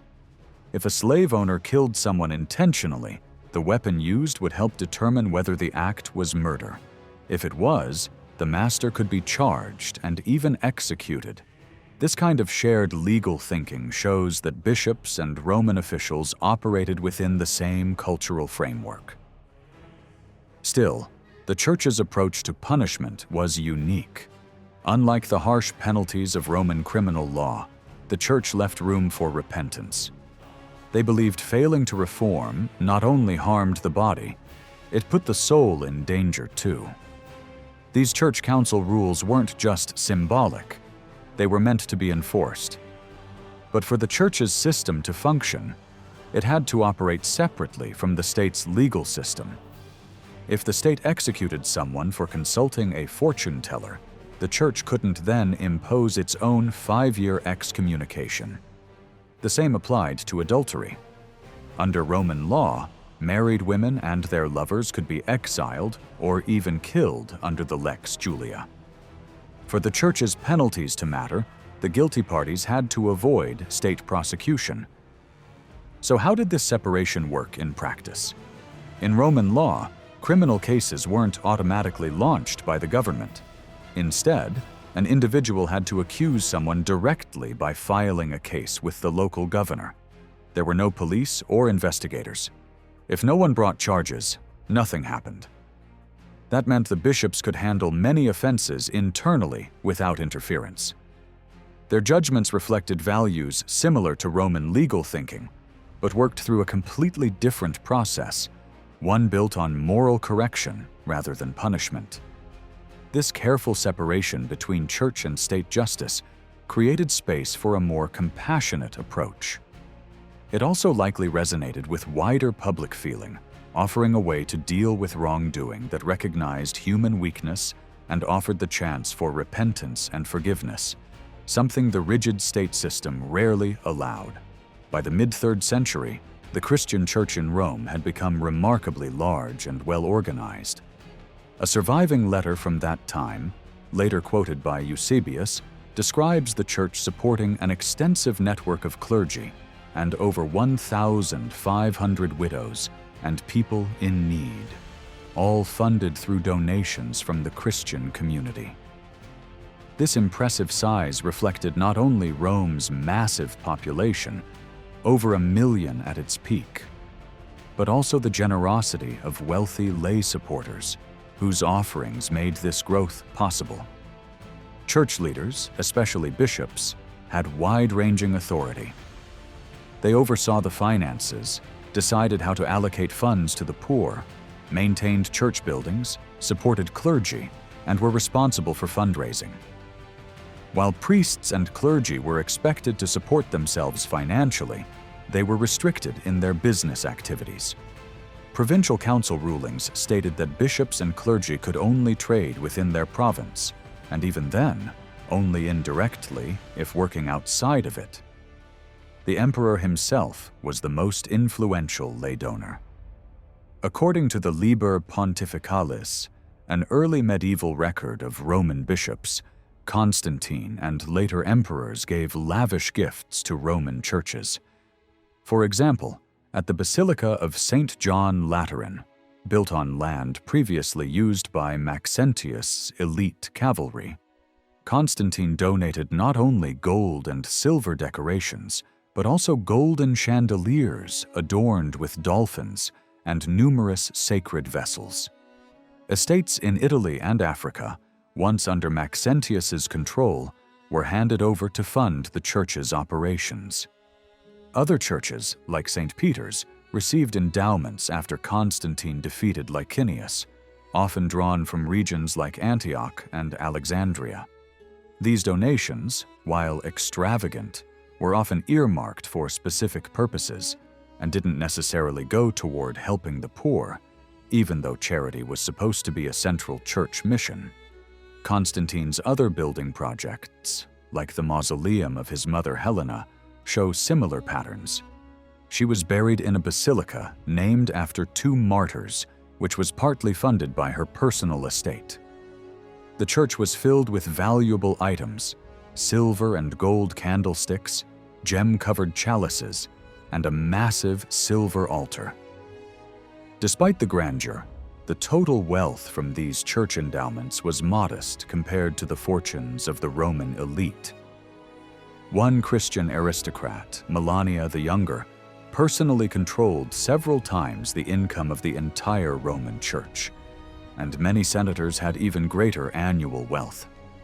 Public preaching was also central to a bishop's influence. Christian festivals, especially weekly Sunday celebrations, offered regular opportunities for bishops to showcase their oratory to the broader community. Over time, processions and ceremonies added a theatrical element to Christian worship. As more saints' feast days were added to the calendar, the rhythm of public life began to shift. Many saints were adopted by cities as local patrons because they had suffered martyrdom or lived holy lives there, deepening the bond between church and community. By the late 4th century, this shift had become more visible. Yet even as Christian practices expanded, traditional Roman observances continued to appear alongside them. The famous Roman calendar of 354 includes not just Christian commemorations, but also planetary symbols, city fortunes, and birthdays of emperors, consuls, and bishops. It offers a snapshot of a transitional society where Christianity was growing rapidly but still coexisted with older Roman traditions. In the Christian Roman Empire, bishops weren't simply spiritual leaders. They were powerful figures at the heart of community life, with authority over local finances, public influence, and the resolution of legal disputes. To become a bishop, one had to be elected and then formally consecrated. The election process included multiple groups: the local clergy, sometimes the local aristocracy, and the general congregation, the so-called plebs Dei, or people of God. Gaining popular approval, or at least the appearance of it, was essential. A bishop needed that support to function effectively, whether mediating local conflicts or raising funds for the church. To prevent ambitious laymen from jumping straight into such influential positions, church rules required candidates to first serve in lower clerical ranks, like reader, deacon, and priest. Still, episcopal elections, especially in major cities or imperial capitals, could turn into intense political battles. The final step in becoming a bishop was consecration by at least 3 bishops from the same province, including the metropolitan bishop. Disputes over proper consecration could spark major controversies. For example, the Donatists argued that Caecilian's appointment in Carthage was invalid because one of his consecrators had allegedly handed over sacred texts during persecution. Imperial interference was rare but significant. Constantine once tried to influence the bishopric of Antioch through a letter of recommendation. His son, Constantius II, went even further by transferring his ally Eusebius of Nika to Constantinople, breaking church rules that banned moving bishops from one city to another. In cities with a tradition of public protest, bishop elections could turn violent. In 342, an official trying to install a bishop in Constantinople was lynched by an angry mob. Later, in 367, a deadly power struggle for the bishopric of Rome between Damasus and Ursinus left 137 bodies in the basilica, highlighting just how high the stakes could be. Once in office, bishops had a broad range of responsibilities, including legal ones. Through the practice known as Episcopalis Audientia, bishops acted as mediators in civil disputes. Rather than imposing top-down rulings like Roman magistrates, they aimed to reconcile both parties and bring the matter to a close without escalation. As Christian communities grew, this method became a widely used alternative to the formal and often expensive Roman legal system. While clergy were central to church leadership, the laity also played an active role. Wealthy lay patrons like Lucilla of Spain were not content to stay in the background. She, for instance, helped fuel the early stages of the Donatist schism, showing that lay people could be powerful actors in church affairs. Provincial church councils often had to deal with issues involving both clergy and lay people. Some new converts came from professions considered morally questionable, such as charioteers and traveling performers. These converts were told to give up their old careers or be denied communion. Others were excommunicated for serious offenses like false accusations or persistent usury, though in some cases the penalty came only after a formal warning. All of this paints a picture of the early church as a vibrant, sometimes chaotic institution, where leadership was contested, laws were negotiated, and the boundaries between spiritual and civic life were constantly being tested. One of the clearest ways to see how Christianity was or wasn't fully integrated into the Roman state is by examining how clergy were treated under the law. After the Council of Nicaea in 325, a new kind of struggle emerged, not just theological, but legal and political. Bishops began using accusations of criminal behavior as weapons in church rivalries. Instead of simply accusing rivals of heresy, they now charged them with serious crimes, things like violence, corruption, and even magic. These charges weren't just insults. They were designed to attract the attention of the emperor and could lead to criminal trials under Roman law. This trend became especially clear in the city of Alexandria, long known for clashes between different communities, Jews, Greeks, and now Christians. The Christian community there was deeply divided. Supporters of Arius, followers of Meletius of Lycopolis, who even set up a rival bishop in Alexandria, and well-educated non-Christians all challenged the authority of the official bishop. The city had a reputation for unrest and mob violence, and these patterns continued into the Christian era. The imperial government, always focused on maintaining public order, was not inclined to tolerate church leaders, bishops included, if they were seen as sources of riots and chaos. A prime example of this volatile dynamic is the career of Athanasius, who became Bishop of Alexandria in 328. Immediately after his appointment, Constantine ordered him to allow all Christians, including followers of Arius and Meletius, back into the church. The emperor made it clear that if Athanasius refused, he would be deposed. Over the years, Athanasius clashed repeatedly with his opponents. A Meletian Christian named Callistus even wrote a complaint accusing Athanasius and his allies of using military support to beat monks, imprison clergy, and violently intimidate rivals. By 335, the list of accusations against Athanasius had grown. At the Council of Tyre, which was stacked with bishops opposed to him, he was accused of breaking sacred objects, abusing fellow bishops, and even murdering a rival named Arsenius.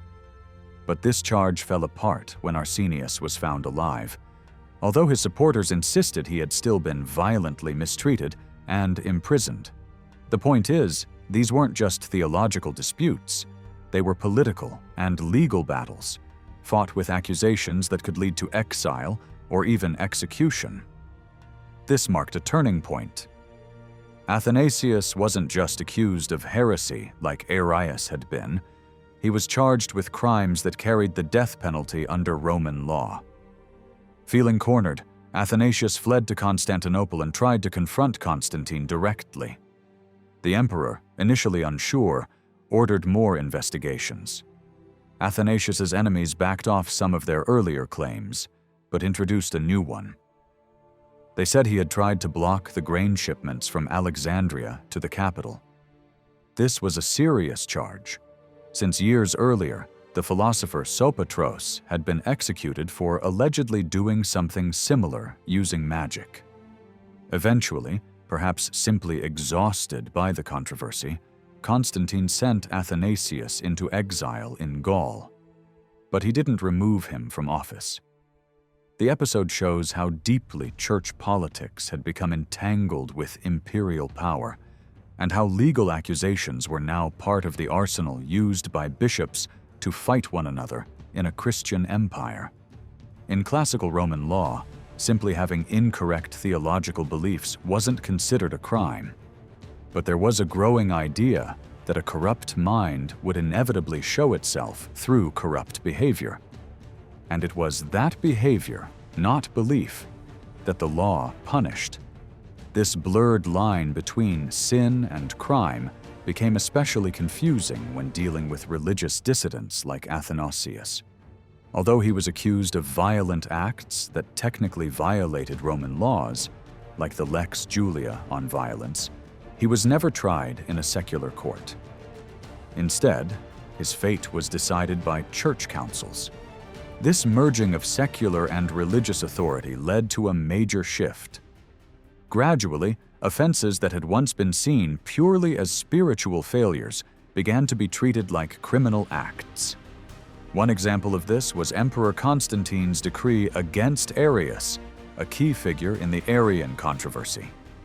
In that order, Constantine didn't just denounce Arius as a heretic, he stripped him of his civil rights by branding him with infamia, a Roman legal status used for criminals and outcasts. He even demanded that all of Arius's writings be burned. To make things worse, he labeled Arians as Porphyrians, lumping them together with Porphyry, a pagan philosopher known for attacking Christianity. Constantine declared that, just like Porphyry, Arius had earned eternal disgrace. This kind of labeling showed how dangerous it had become to blur the line between theological disagreement and criminal guilt.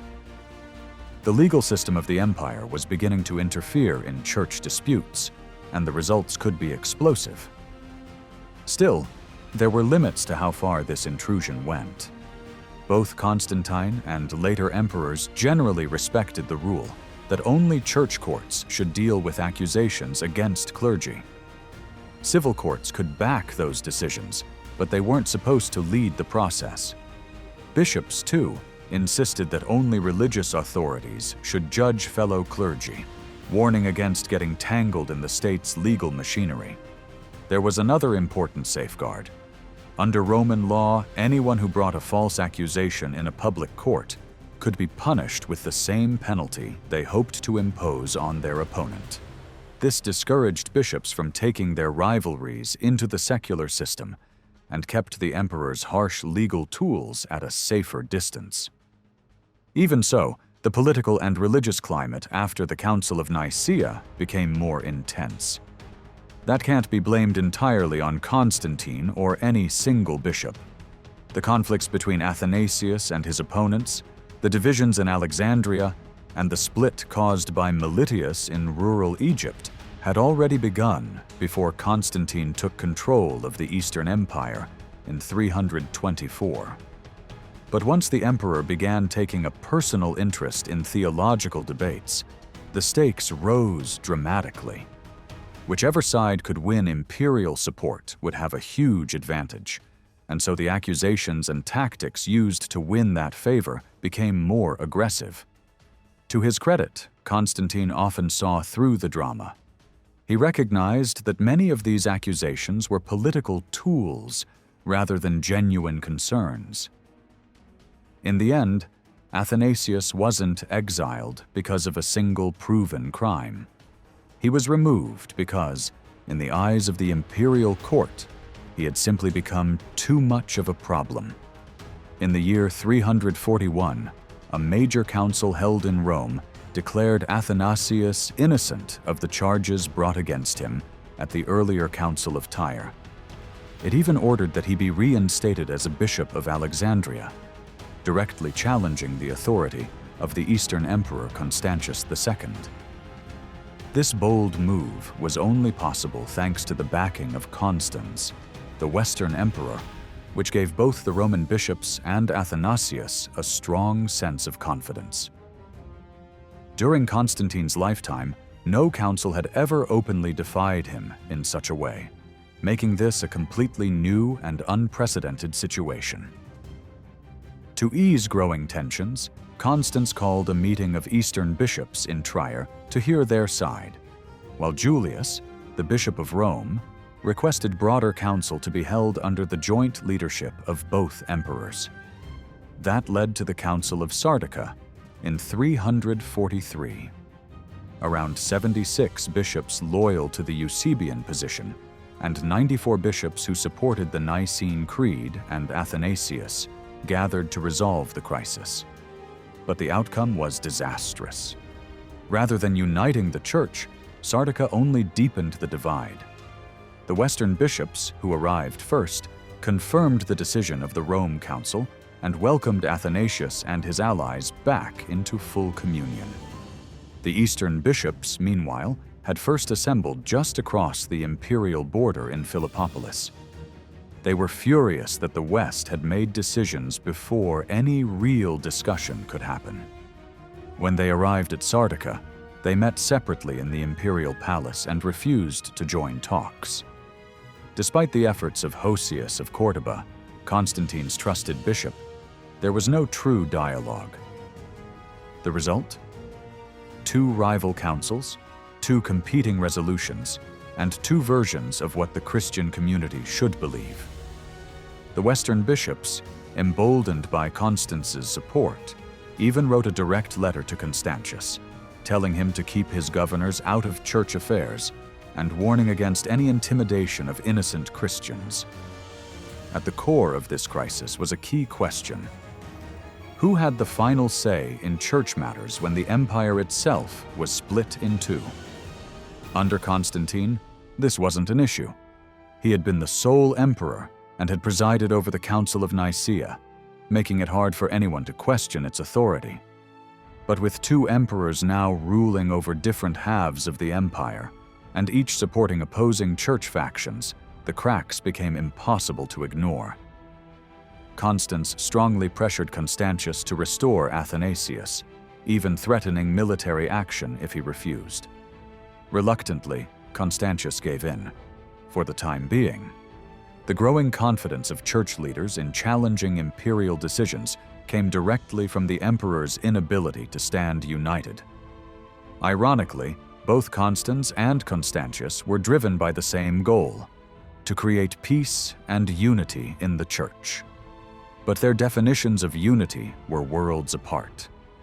Constance backed Athanasius and the Nicene position, while Constantius leaned toward the Eusebian side, which had greater support in the East.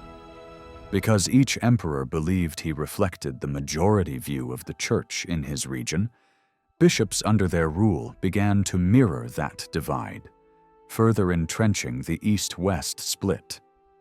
now that bishops had a choice of imperial ally. Something unthinkable under Constantine, it became normal to oppose one emperor's version of right belief in favor of another's. Sardica didn't cause this division. It simply revealed how deep it already was. And as long as both emperors lived, the rift would only widen. When Constance was murdered in 350 by the usurper Magnentius, Athanasius and his supporters lost their most powerful backer.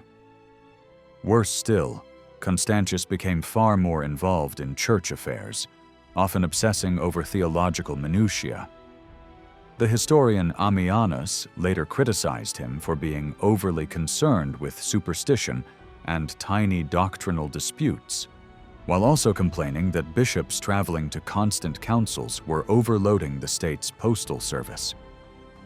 In truth, only 3 major church councils took place during Constantius' reign: Sardica in 343 and the twin councils of Rimini and Seleucia in 359.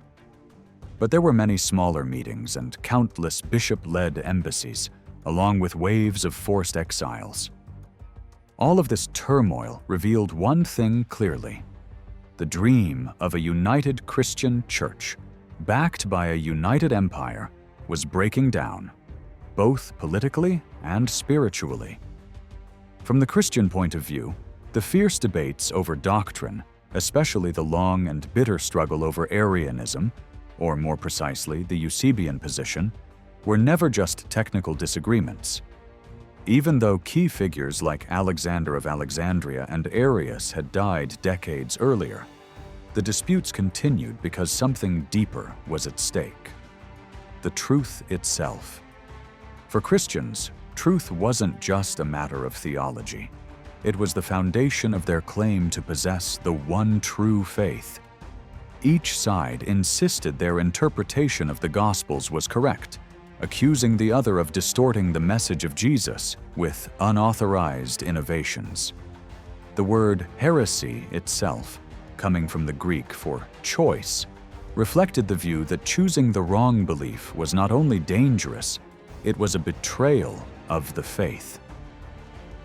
Christians saw themselves as locked in a battle against false religion, whether it came from outside, like paganism, or from within, through heresy. So when rival bishops clashed over doctrine, it wasn't just an internal debate. It was about guarding the soul of Christianity. These arguments weren't just about ideas either. Church positions came with real power, influence, and income. Bishops found guilty of heresy or misconduct could be stripped of their office and sent into exile, often enforced by imperial decree. By the late 300s and 40s, Emperor Constantius II decided to reassert his authority.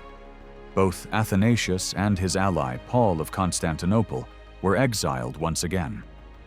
Paul was forcibly removed from the city by Constantius's official Philippus, imprisoned in Cappadocia, and eventually killed in 351. Athanasius, however, stood his ground in Alexandria, relying on strong local support and refusing to step down.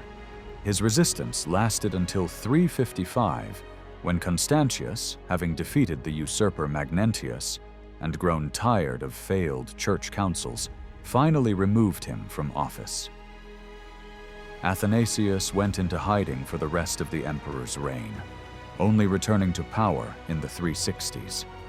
In 359, Constantius convened 2 parallel councils at Rimini and Seleucia. There, under pressure, bishops were forced to adopt a creed written by the emperor himself. Those who refused were again deposed and exiled. After the death of Constance, who had previously backed the Western bishops, the tone of church discourse changed dramatically. Constantius now ruled both East and West, but found very few allies in the West. In Gaul, only 2 bishops openly supported him. In Milan, where no local Eusebian bishop could be found, he had to bring in Auxentius from the east to fill the role. Without unity across the empire, Constantius relied more and more on force and intimidation to impose religious uniformity. Even Athanasius, who once had hoped for peace with the emperor, eventually turned on him. He and others began to publicly denounce Constantius as a persecutor of Christians, comparing him to infamous emperors like Nero, Decius, and Galerius. Some even labeled him the Antichrist. This was not just religious rhetoric, it was a political attack. Calling Constantius a tyrannus, an illegitimate ruler, echoed earlier Christian critiques of pagan emperors like Maximinus Daza and Maxentius. For an emperor already feeling insecure about his power, such accusations hit a nerve. Meanwhile, Christian leaders didn't just accuse the emperor, they turned on each other. Athanasius accused his opponents in Alexandria of using violence and intimidation to silence him, while Eastern bishops countered with their own horror stories. They claimed that Athanasius' ally Marcellus of Ancyra had burned houses, dragged naked priests into public view, desecrated sacred objects, and humiliated holy virgins in city squares. These shocking claims were part of a growing trend in late Roman religious discourse, portraying oneself as the innocent victim of unjust violence and persecution.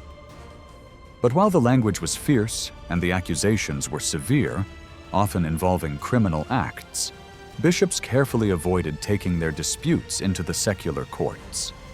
Despite everything, they kept their fights within the church. This separation of spiritual and legal authority may have helped prevent even worse conflict, but it also showed how deeply divided and politically entangled the Christian community had become in the years after Nicaea. In 355, the Bishop Liberius of Rome was expelled for refusing to support the emperor's order to exile Athanasius. Roman historian Ammianus Marcellinus described the event with his usual care, distinguishing between proven legal offenses and accusations based purely on rumor.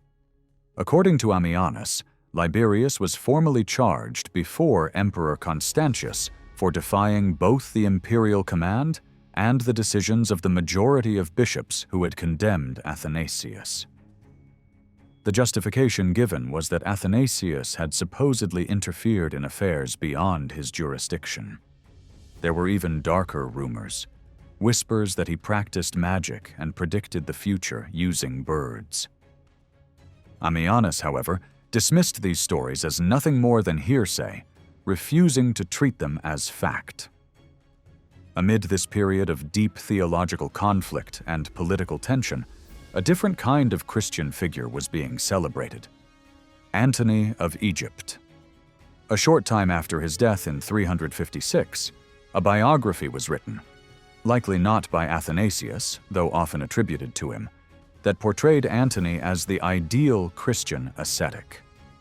The life of Antony became a powerful symbol for future generations of those seeking spiritual purity. Though strongly in favor of Athanasian orthodoxy, the text also served as a bridge between different forms of Christian life. Alexandria was a bustling, literate, Greek-speaking urban hub, full of theological debate. Antony, by contrast, lived in the countryside and desert, spoke Coptic, and didn't read, but he had memorized the scriptures and possessed a kind of divine wisdom that allowed him to silence any opponent in debate. The biography of Antony highlighted the cultural divide between rural and urban, Coptic and Greek, illiterate and scholarly Christians. But rather than presenting this as a problem, the life suggested it could be overcome. Antony welcomed visitors from the cities, delivered powerful sermons, and even traveled to Alexandria when needed, especially during the persecution of Christians by the Emperor Maximinus Daza. The stories about him included miracles of healing, visions, and even the accurate prediction of an imperial official's death, adding a layer of credibility to the accounts. Antony also received gifts, like a sheepskin cloak he later returned to its donor to be kept as a holy relic. he boldly condemned the followers of Arianism, positioning himself clearly in the battle for orthodoxy. Yet, despite this, the life did not focus on paganism or his earlier background. It emphasized Christian values and spiritual transformation. But many of the practices associated with Antony, giving up property, abandoning family, rejecting social norms, were not new. They echoed much older traditions, like the Jewish philosopher Philo of Alexandria's description of the Therapeutai, a community that had long practiced a similar ascetic lifestyle on the outskirts of the city. Economically, for rural Egyptians, becoming a monk wasn't a drastic change. Monks often lived simply and supported themselves by making baskets or other crafts. So joining a monastic life wasn't about rebellion. It was about continuity in a different form. The life of Antony doesn't suggest that Antony hated the urban church or Constantine's version of Christianity. Instead, it highlights the pre-existing spiritual life that thrived in villages and desert edges well before the emperor's conversion. Antony, born around 250, lost his parents at 18 and placed his sister in the care of consecrated virgins before setting off on his spiritual path. He first learned from a local teacher, then retreated further into isolation, though groups of monks frequently found him and begged for guidance. Interestingly, Antony never tried to organize them into formal communities or write rules. These communities already existed.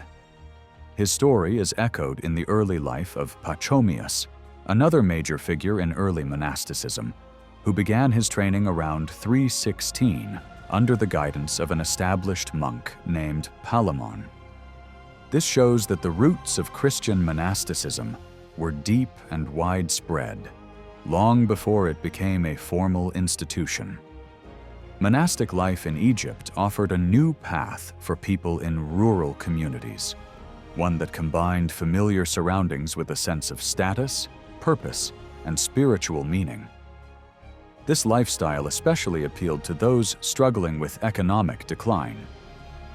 When Pachomius founded his first monastery in the abandoned village of Tabenisi along the Nile, he brought life back to a deserted place, left empty by agricultural and financial hardship.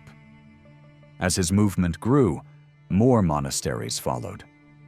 By the time of his death, some sources say Pachomius led as many as 3,000 monks. Pachomius is credited with creating the first formal monastic rule, a set of guidelines that, according to legend, was given to him by an angel on a bronze tablet. While that story is likely symbolic, it highlights the importance of structure in early monastic life. Still, in those early years, there was no single agreed way of living. Rules varied, and authority often depended more on the personal charisma of spiritual leaders than on written codes. The monastic rule laid out daily expectations for dress, meals, usually 2 a day, behavior, and labor. Monks engaged in many different trades: digging, gardening, blacksmithing, baking, laundry, weaving, shoemaking, and even copying manuscripts. Asceticism, the practice of extreme self-discipline and simplicity, was visibly marked by the monk's appearance.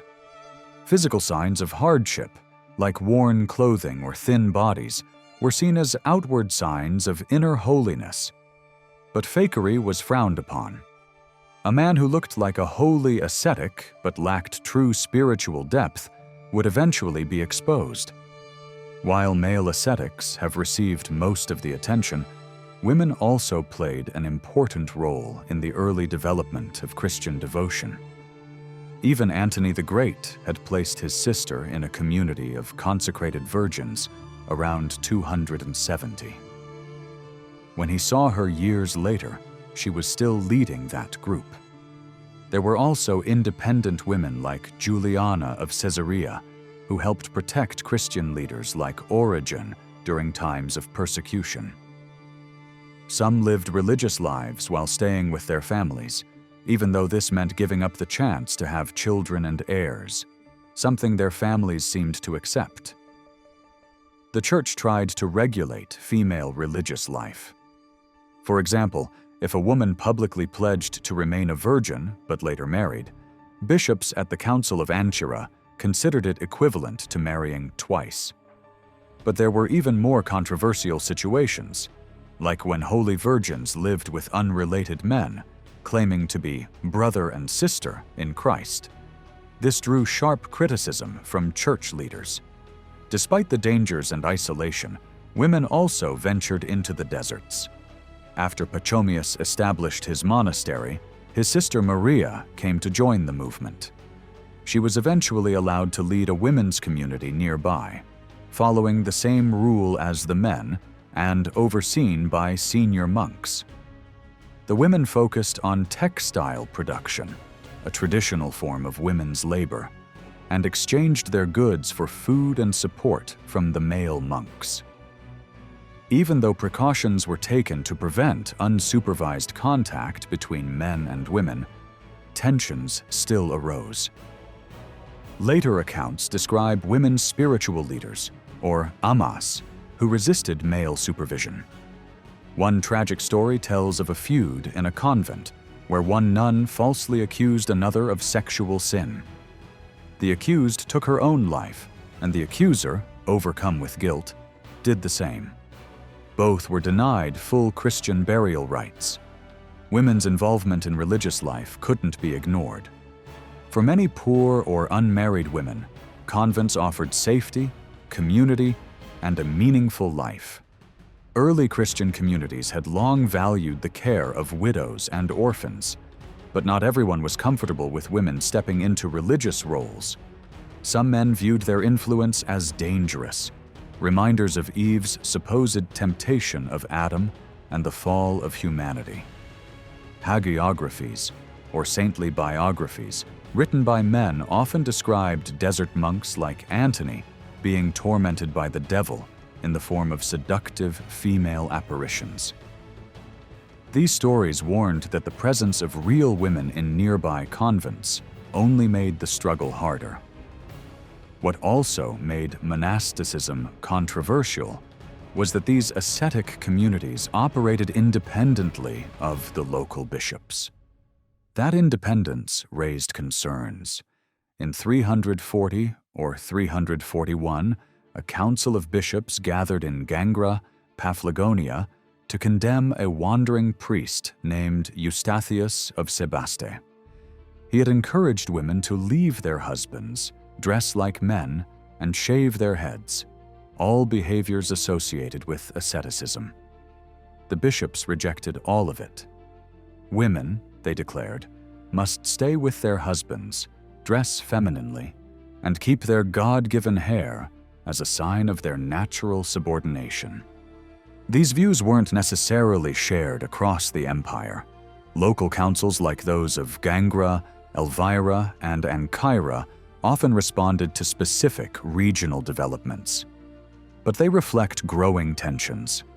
Monasteries stood outside episcopal authority and sometimes rejected the traditional values of family and property. For bishops trying to maintain social respectability and elite support, this made monasticism seem like a threat. And for a church increasingly tied to imperial power and social order, the radical simplicity and independence of monastic life risked bringing disrepute to Christianity in the eyes of the wealthy and powerful. The growth of ascetic and monastic life in the 4th century was not simply a backlash against a church made comfortable by Constantine's support. Its roots ran far deeper. The longing for spiritual depth and inner transformation gave rise to new expressions of holiness, ones that would leave a lasting mark on the Christian world. The life of Antony, though traditionally attributed to Athanasius, a man often at the heart of intense controversy, offered a powerful vision that city-based bishops and desert-dwelling ascetics could actually strengthen each other and work together in shaping the faith. Still, This ideal was not shared by everyone. To many church leaders, asceticism without oversight looked dangerously close to heresy. These critics feared that wandering monks, unbound by episcopal control, could undermine the unity and authority of the church. And indeed, over time, some ascetics began to challenge that authority more directly. One of the most famous examples was Martin of Tours, a former soldier who became a monk and later a bishop. From 372 to 397, Martin claimed that the spiritual purity of monks surpassed even that of bishops, a view that shook traditional hierarchies. Tensions also flared in Rome during the 300s and 80s when Jerome, secretary to Pope Damasus, began to attract attention for his radical teachings on ascetic life. Surrounded by a circle of devout women, Jerome pushed ideals of purity and withdrawal from the world. But his message and the influence of these women sparked suspicion, slander, and even public unrest. By the time Emperor Julian's brief reign came to an end in 363, one critical question still lingered over the church. Would these holy men and women be embraced, institutionalized, and brought under control? Or would they remain on the margins, admired by some, feared by others, and viewed as threats to the unity and order of the Christian establishment? The answer, in many ways, would shape the future of Christianity itself.